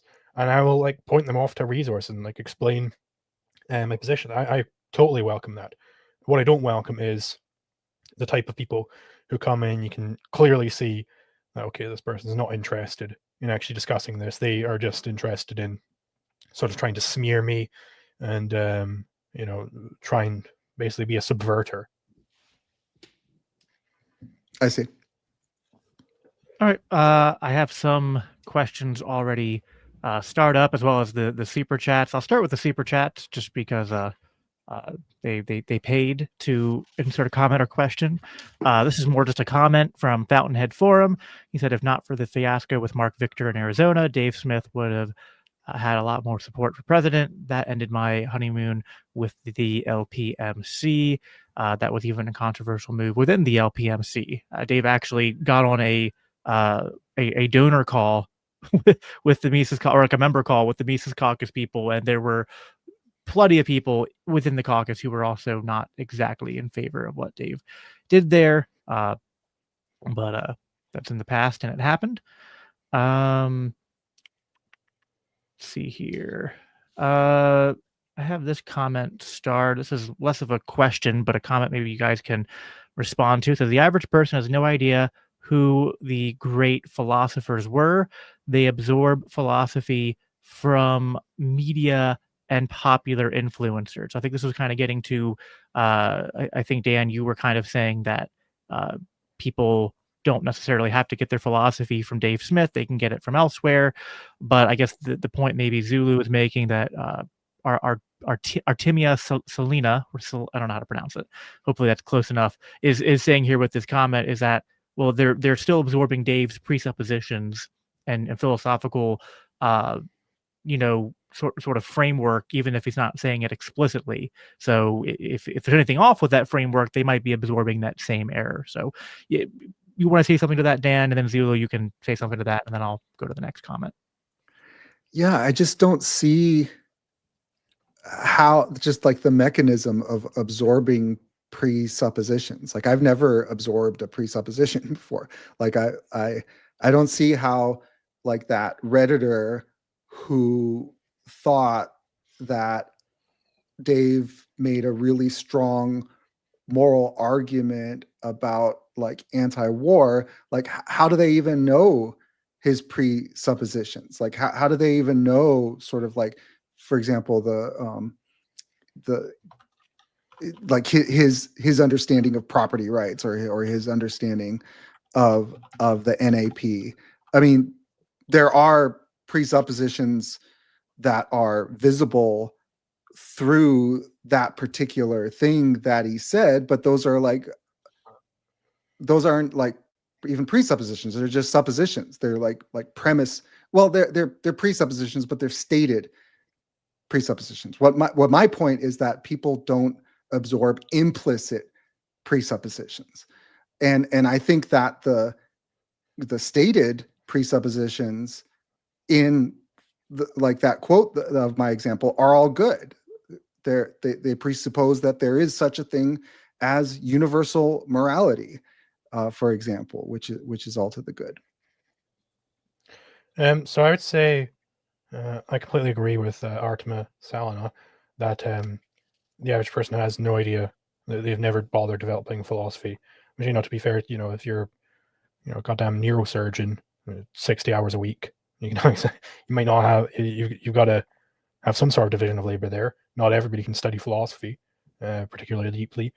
And yeah, I think the latter point is true, that they do absorb philosophy from the media and popular influencers. And I think they even either they're absorbing the explicit suppositions, which Dave is, when he's explicitly saying endorsing pragmatism. I think a lot of them have definitely absorbed that from him. And also, even if they aren't, even with all of his implicit suppositions, he isn't getting them to check their premises. He's not getting them to deeply think about these things. So, and that's the problem. These people, they come in, and then we just got all these subverters in the movement, and that's sort of the danger that I see. Okay. There was a 1999 super chat from Pyritic Batman. This one was for me, so I guess I will answer it. But since you guys are on the stage with me, you guys can comment on my answer if you want. It says, question for Mr. Winograd. Man, no one calls me Mr. Winograd. Not even in Sunday school when I teach on Sundays do they call me Mr. Winograd. I feel old. In your stream talking about Zulu's video, you said something along the lines of, I care about theory, but I also want to live in reality. Could you elaborate on that statement? I mean, I've said something like that before. I don't know if I said that on that stream, but I think that I kind of see a lot of good faith concerns on all sides of this kind of debate here. Because on one hand, I'm very concerned about getting libertarian theory right, like Zulu is, and I think like Dan is too. I'm also concerned about this archetype, which I know some people hate, and fair enough, maybe because the guy who made this term kind of went on to sort of like become very anti-libertarian. But there's this trope of like, maybe like, are we in danger of living in Ancapistan in our heads, where I don't know, like, and I've heard the Isaiah's job argument and all that, and I think there's merit to it, but I guess I'm just not convinced it's a given that the path to a free society or a freer society is linear. And we don't live in a libertarian world. We live in a very statist world. And I don't know that every move can be this perfect gradualist, incrementalist move away from aggression. I'd like to believe it could be, but I guess I'm just not. I just don't take that as a given. And so sometimes I do, and it's also, I think, complicated when you're evaluating different issues, right? Like, what has more impact, the American empire or immigration? I think Zulu and I kind of maybe differ on this, because on Dave's comment of bring the entire military home and put them on the border, I'm inclined to go, I'll take that trade-off. I think Zulu says, no, that's a horrible trade-off, because you're going to destroy the last bastion of capitalism in the world. So this is where it gets muddy in terms of evaluating what issues are more important, as well as just kind of your presuppositions about what we have to do and what is allowable from a libertarian view. Because to me, I guess there's the theory, the legal theory in terms of ethics, and then there's not pragmatism, but just in terms of like, what can we do in the here and now? And so people might say they're being pragmatic when they consider, well, what can we do right now? Of all available options, which ones are the best? Might not be good, but that might be all you have. So I guess that's an answer. But you, Zulu and Dan, feel free to chime in and add anything you want to that. I would just say really quick, theory, insofar as it's correct, is theory about reality. There is no distinction. There is no contradiction between the moral and the practical. The moral is the practical. If the theory is true, then that means it does pertain to reality. That's what truth means. Yeah, I 100% agree with that. Fair enough. We're not here to discuss my views on theory versus pragmatism, but it was asked of me, so I wanted to honor the questioner and give him his answer. A couple more super chats here. Chuck Unmoney, or Chuck and Money, I guess is the right way to read it. $5. Thank you for that. The White Pillbox channel for the Myth of Political Authority series and a take on Dave Smith. I guess he's making a recommendation for another take on Dave Smith. So thank you for that, Chuck and Money. Chuck and Money again, another super chat, said, look at the Zero Aggression Project. Libertarian purity tests do not exist. That's from Grace Archie with Jim Babka, touches on this issue. I love Jim, had him on my show. Big fan of the Zero Aggression Project. I think Jim and I are more directionally aligned in terms of how we kind of evaluate the libertarian sort of like if you want to call it libertarian purity testing, in terms of like how we align with people and how we work directionally towards a free society. So might be someone you might be interested talking to sometime, Zulu, if you've not heard of Jim Babka and his Zero Aggression Project. It might be worth at least reading and seeing where you agree and disagree. But thank you for the $5 super chat, Chuck and Money. Casimir, mutual friend of Zulu and I. Provocateur, libertarian jurist, and debate me bro. So I don't know how to introduce you, Casimir, without your full title. So I think I got all of it there. Dan, is cancer beneficial to the body nominally growing? Why does Smith platform every enemy but never Kinsella, Hapa, Zulu, Dominiak, Block, etc.? So I guess this gets to something even I was asking. Like, is it maybe it's too strong to say, is there an obligation or responsibility? But I mean, listen, I'm a fan of Dave Smith. I'm a fan of his show. I watch almost every episode, and even just from like a educational entertainment value, I think it'd be cool if Smith had Kinsella or Hoppe, if he'd be willing to have it on, and more libertarian theorists. I think I think it's unlikely to happen, But I think in a universe where Zulu and Dave got past their grievances and just had a talk about theory, even if they disagreed, I'd find that interesting and edifying to listen to. So, but go ahead, Dan, and give us your answer to that. So I don't see it as platforming. I mean, a lot of these people that he's having on, they have their own platforms. They're already platformed. I so, for example, when he has Tucker Carlson on, or when he goes on Tucker Carlson, he doesn't agree with everything Tucker Carlson believes and says. Like, Tucker Carlson is very protectionist in terms of even trade, and so, but I see Dave Smith just talking with him, and kind of establishing a rapport based on things that they agree on, and being an influence on things where he is like close, and making him better on that. So like, I talked about how Dave Smith was a huge influence on Candace Owens becoming non-interventionist. And again, like, maybe you think Candace Owens is a irresponsible conspiracy theorist. Well, would you rather have a pro-war conspiracy theorist with a huge audience, or an anti-war one? And obviously, for me, it would be an anti-war one, especially like in terms of the kind of influence that is then spread throughout that entire audience.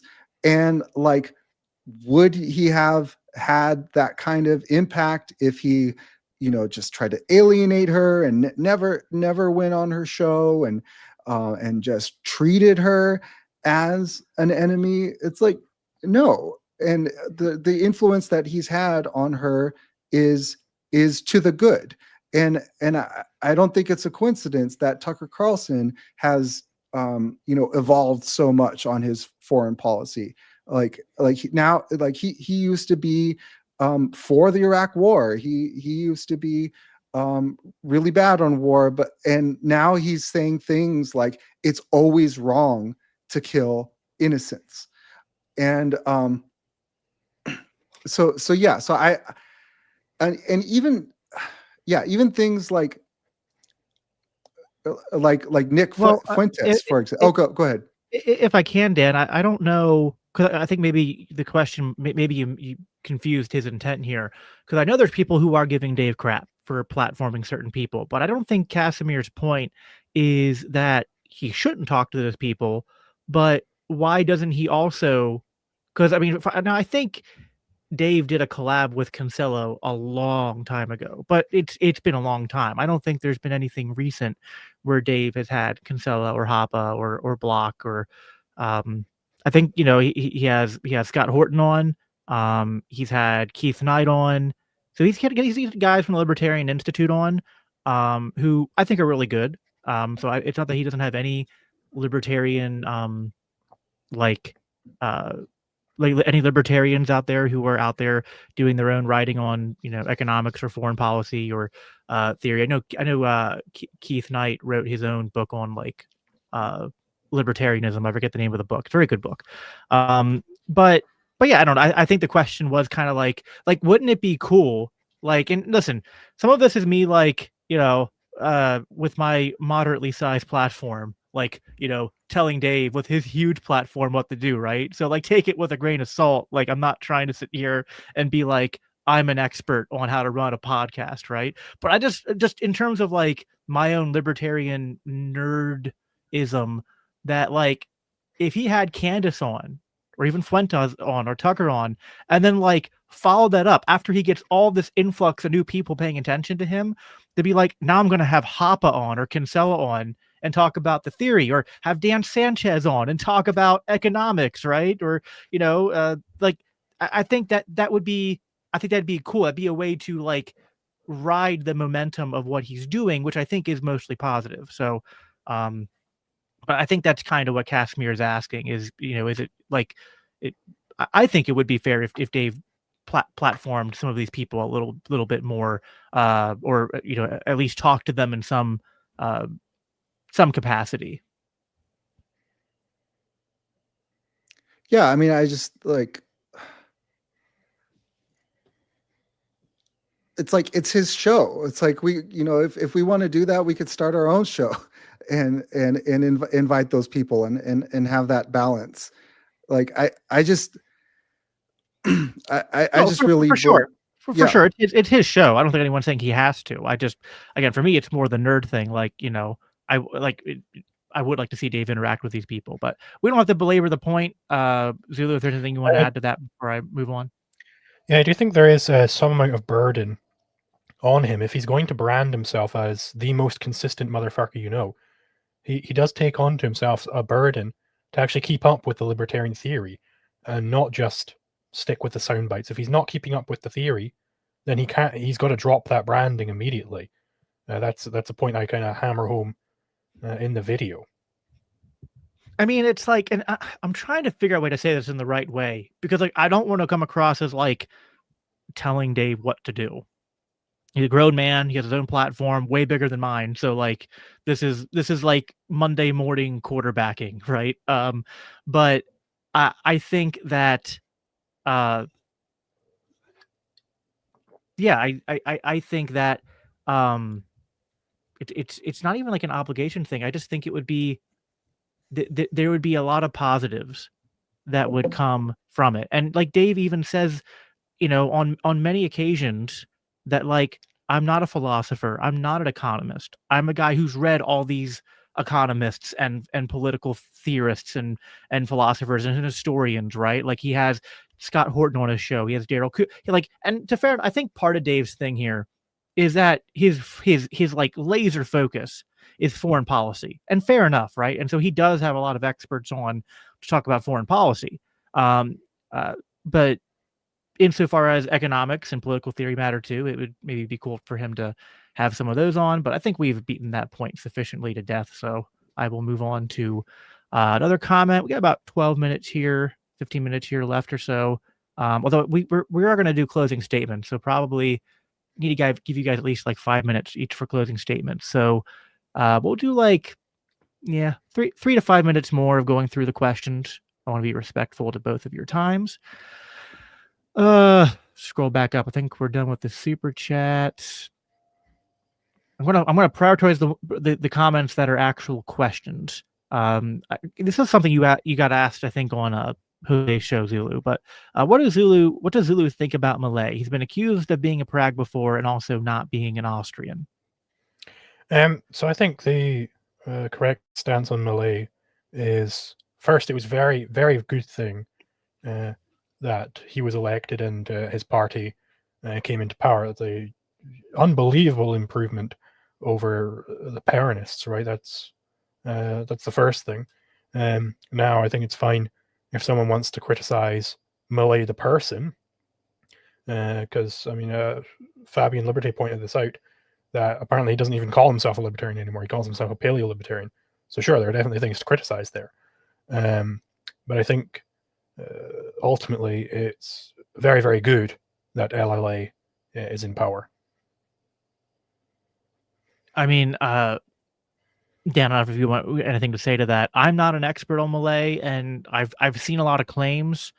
I've not exactly fact-checked them all, but I think he's instituted some economic protectionism and some actual like immigration restrictions, as well as now, granted, there's a gang violence problem there, right? But in terms of like creating a more police-like state in Argentina, I think this is something where it does stand to point, and maybe Zula, you can just say, well, maybe I don't have to defend Malay, but I guess the tension in this question might be like, if we're going to, Malay went out there and was like, I'm an anarcho-capitalist, and my philosophy is that of, Murray Rothbard and Hoppe and Mises. And so if he's out there, governing in a way that's kind of contrary to the theory, it seems like you're saying that's bad, but he's still better than what came before, right? So, I mean, that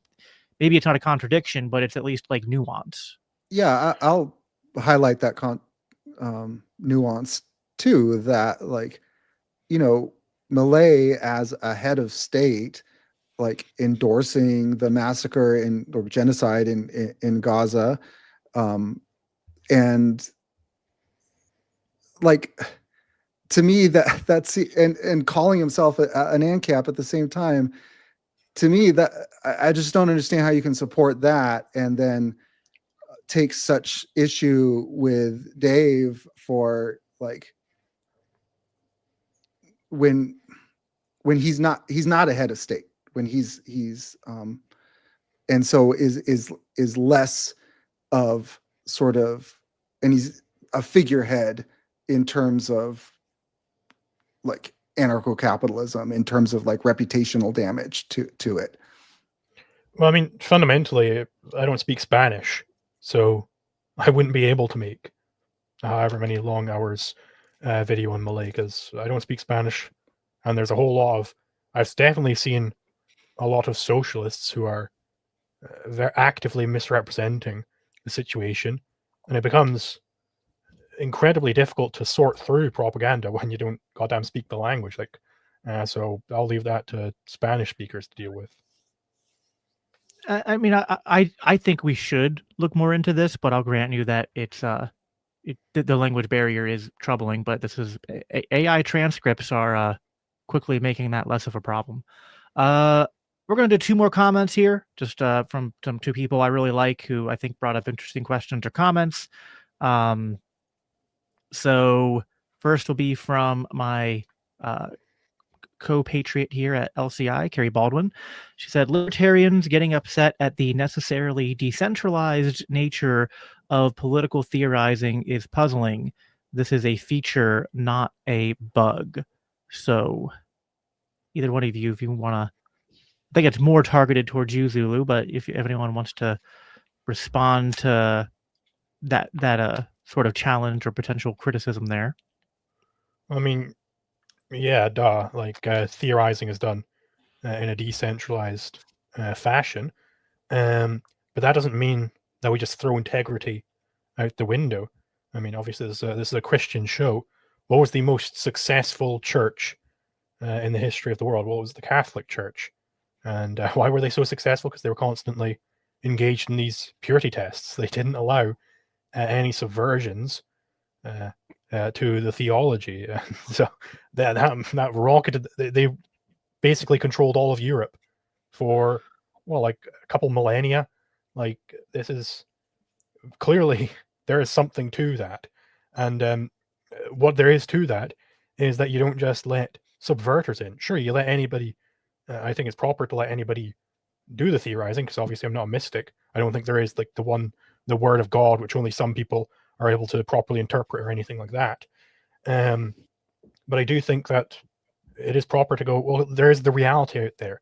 If somebody's bringing some subversion to the theory, it's incumbent upon us to call that out, because if you don't call that out, well, we're in the puzzling situation we're in right now, where libertarianism has this massive tumor which has infected it, and we got to get someone to cut that out, and that's what I'm trying to do. Dan, anything you wanted to say, or I can move on to the next comment? No. Okay. There was a couple of really good comments from Heyman. I'm not going to be able to get to all of them, but I thought this one might be interesting to end on. Might even be future.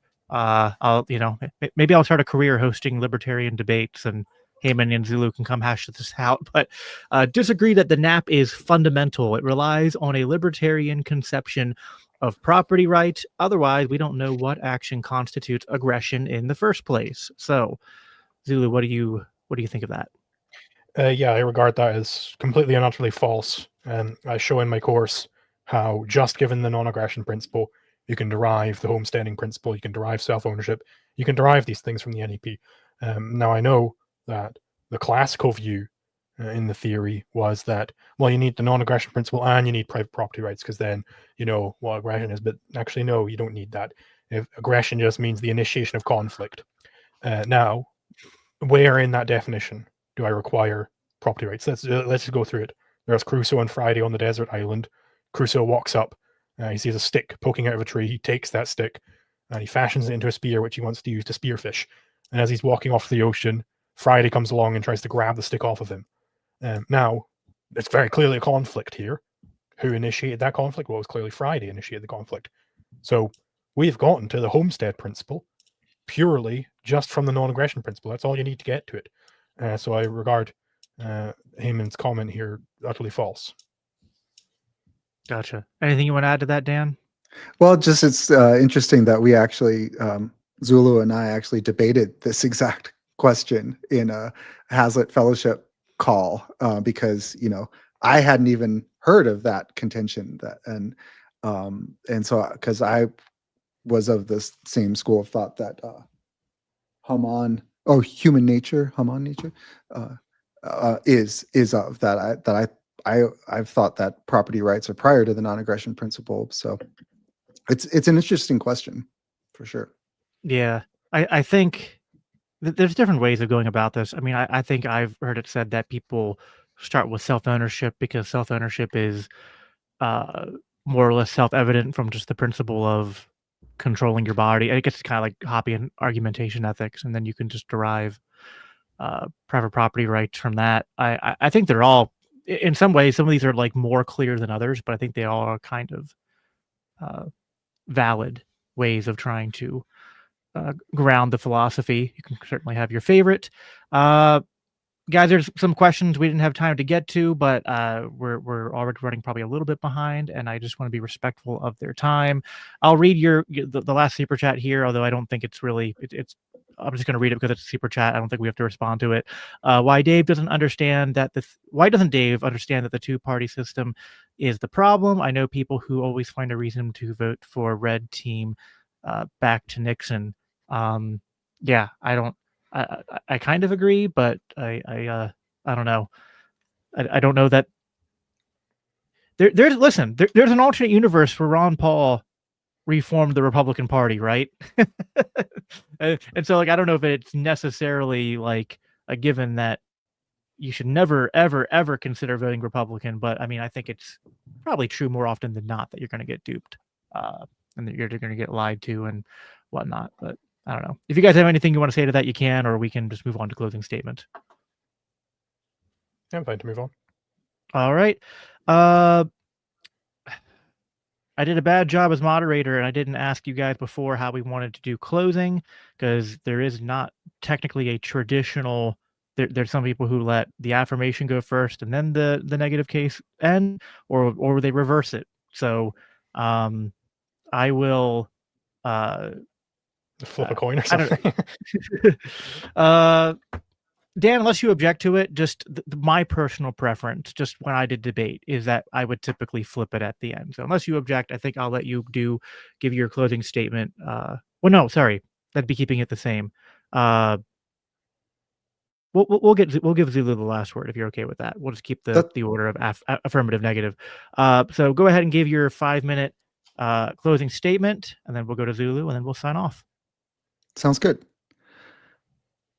So Leonard Read gave a presentation where he would take out an electric candle in a dark lecture hall, and he would slowly turn up the dimmer to make it brighter. And he would point out that the only way that he could make an improvement in the situation that he was in was to cultivate his own light, to increase the light. And that was a metaphor for an individual increasing their own understanding and for general self-improvement. Eventually, the light could get so bright that it could illuminate the space around him enough so that someone else could then find their own candle, and then they could start cultivating their own light by making the light more intense by self-improving. And what that was a metaphor is that he really believed that when you cultivate your own understanding, that and then when you work out your understanding through writing and speech, that inspires other people to then similarly learn, to then cultivate their own understanding. There's no imposing of that light on other people. You can't force it on people. Really, teaching is a function of learning out loud. And so anytime when I see someone trying to impose improvement on someone else, especially through cancel culture, through pestering, through gatekeeping, through bad consequences on their behavior, especially in the realm of intellectual affairs, that I just don't see that as effective. So for me, that's why I'm so like reluctant to presume to know like what would be a better format for Dave's show or a better schedule of guests for Dave's show, because my business is cultivating my own understanding. I think that Zulu has done a great job at cultivating his own understanding, and as a result, he has gained a following of people who are also trying to cultivate their understanding. I think that if Zulu wants to improve by his own measure, Dave, in some sort of way, that I think that he should be the change that he wants to see in the world. Um, I think that Dave Smith has done a tremendous amount of good, and it's not for me to presume how he could do even better. But if there is a way that either Zulu or me or Jacob or anyone can help Dave Smith do something better, it would be to criticize by creating, to do what the kinds of outreach and the kinds of like libertarian cultivation and defending liberties and defending rights that we think would could inspire him to emulate. And so that's sort of my attitude. That's why like I think that it's important to have gratitude, to recognize when people are doing good in the world, and when they are a force for good in the world, and when they are doing heroic things. Again, I think of Dave Smith as a hero, and I think that if we want to inspire them to do even more good and to be even more heroic, we should focus on cultivating our own light.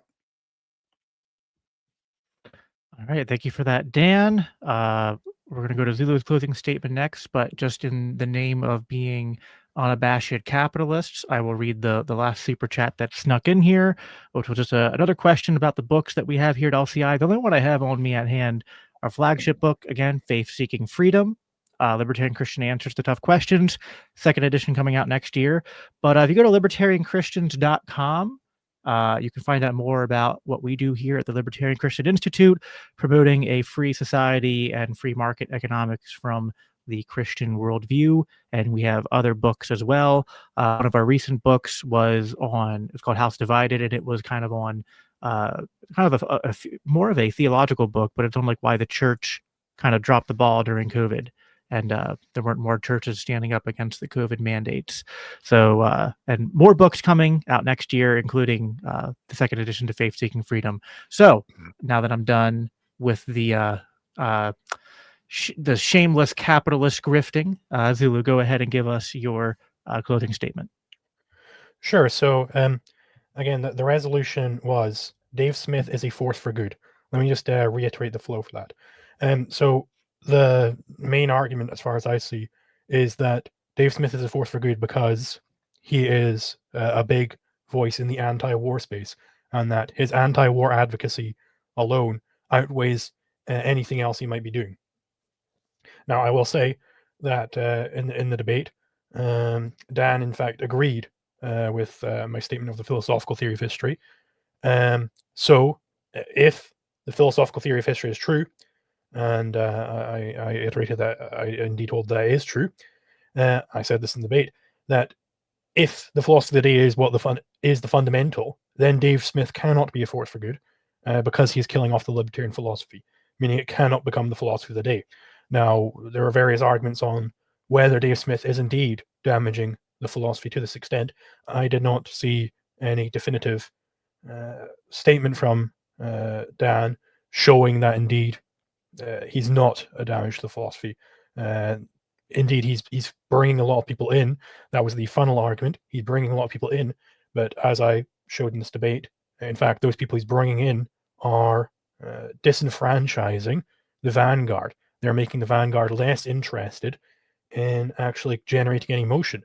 And this is a point I made in the video, that the vanguard, they're not just like the misguided autistic wing, or small, or even like the guiding light of the movement. They are the movement, because they're the only ones who generate motion. Everybody else is either entirely irrelevant or an active subverter, damaging the spread of our philosophy. And this is all, again, comes from the philosophical theory of history, which was accepted as true. So, as for his anti-war advocacy, again, that he advocates these anti-war issues is non-fundamental, because the philosophical theory of history is true and was accepted as true. That implies that such a peripheral issue as war is entirely unfundamental. What's fundamental is the core philosophy. And what is the core philosophy in question here? It is libertarianism as against pragmatism. That's what really matters in the long run. If we project out a few centuries from now, that's what really matters. Nobody will remember Dave Smith swaying Candace Owens towards being more anti-war. What will matter is what happens on this fundamental philosophy debate. That's what really will determine the next few centuries going forth. If libertarianism dies here, boy howdy, we're going to be in for a hell of a time in the coming centuries. We will have 20 more Hitlers coming about before anything good can happen. And that strikes me that I can't see any other arguments on the flow apart from the anti-war one. So, given that his anti-war advocacy is in fact non-fundamental because of the philosophical theory of history, I believe that that settles that. All right. I want to thank both of you for. I want to thank you, Dan, for suggesting this debate, and for me as the moderator, I was happy to be part of this, because I think that you are both brilliant libertarians and people that I can learn from, that the audience can learn from.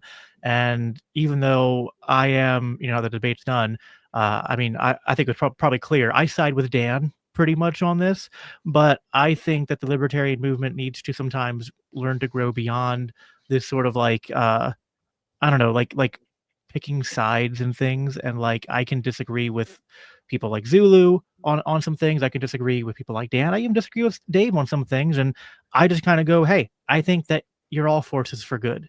I think we're all pushing for a society that's based on free association, on property rights, the non-aggression principle, and even insofar as maybe some of us are inconsistent on those things, we're moving things in the right direction. But this was a very good conversation, very engaged audience. If please, everyone, before you sign off, please make sure that you follow Dan and Zulu on social media. If you guys want to quickly plug where people can find Zulu, where your YouTube channel is and your socials, and Dan, if you want to plug yourself and Fee and anything you have coming up, which make sure people can follow you guys and keep up on your work. Sure. So again, my channel is Liquid Zulu. I just searched that up on YouTube. And I also have a free course on libertarian ethics. You can read it for free or pay whatever you want for the video version at liquidzulu.github.io.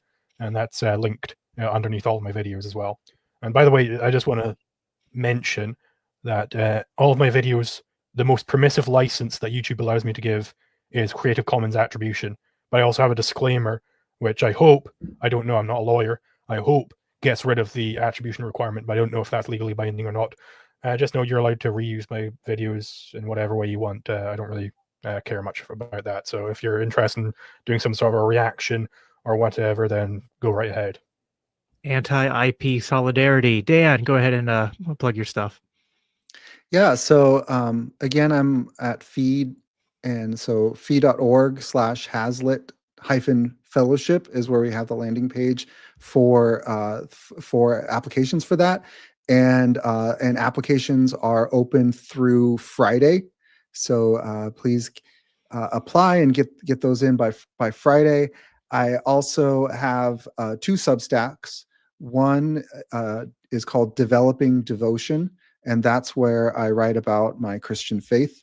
And the other one is called Liberty Letters. Oh, I should get the address first. So devotionals.substack.com for that first one. And then Liberty Letters is where I write about libertarian stuff, libertyletters.substack.com. Awesome. Thank you guys again for being here, being part of this. Everyone, before you hop off, please make sure that you do all the things, right? Like this video wherever you're watching it, subscribe if you haven't, comment, not just in the live stream, but afterwards as well. Let us know who you thought won this debate, what you thought the most interesting arguments were. All this stuff helps boost this conversation in the algorithms for YouTube and everywhere else. If you're listening on the audio side, 5-star reviews are the way to go for that. That way more people can hear a interesting conversation about libertarianism and the best way to advocate for it in a freer, more peaceful society. If you want to support what we do here at LCI, libertarianchristians.com/donate. And that's all we have for you guys for today. So I'll be back again here Monday night in the green room with a guest who I am just like completely blanking. Oh, I'm having on Jeff Degener, returning guest. He's a fellow at the Mises Institute and a professor at Cornerstone University, and we're going to be debunking Ben Shapiro. So that'll be a good time. Make sure you tune in for that. That'll be at 9:00 Eastern time. And we generally do green rooms every Monday night, but we sometimes do other nights as well, such as tonight. So thanks everybody for tuning in. Thanks again to our debaters, and we'll talk to you again next time. Take care.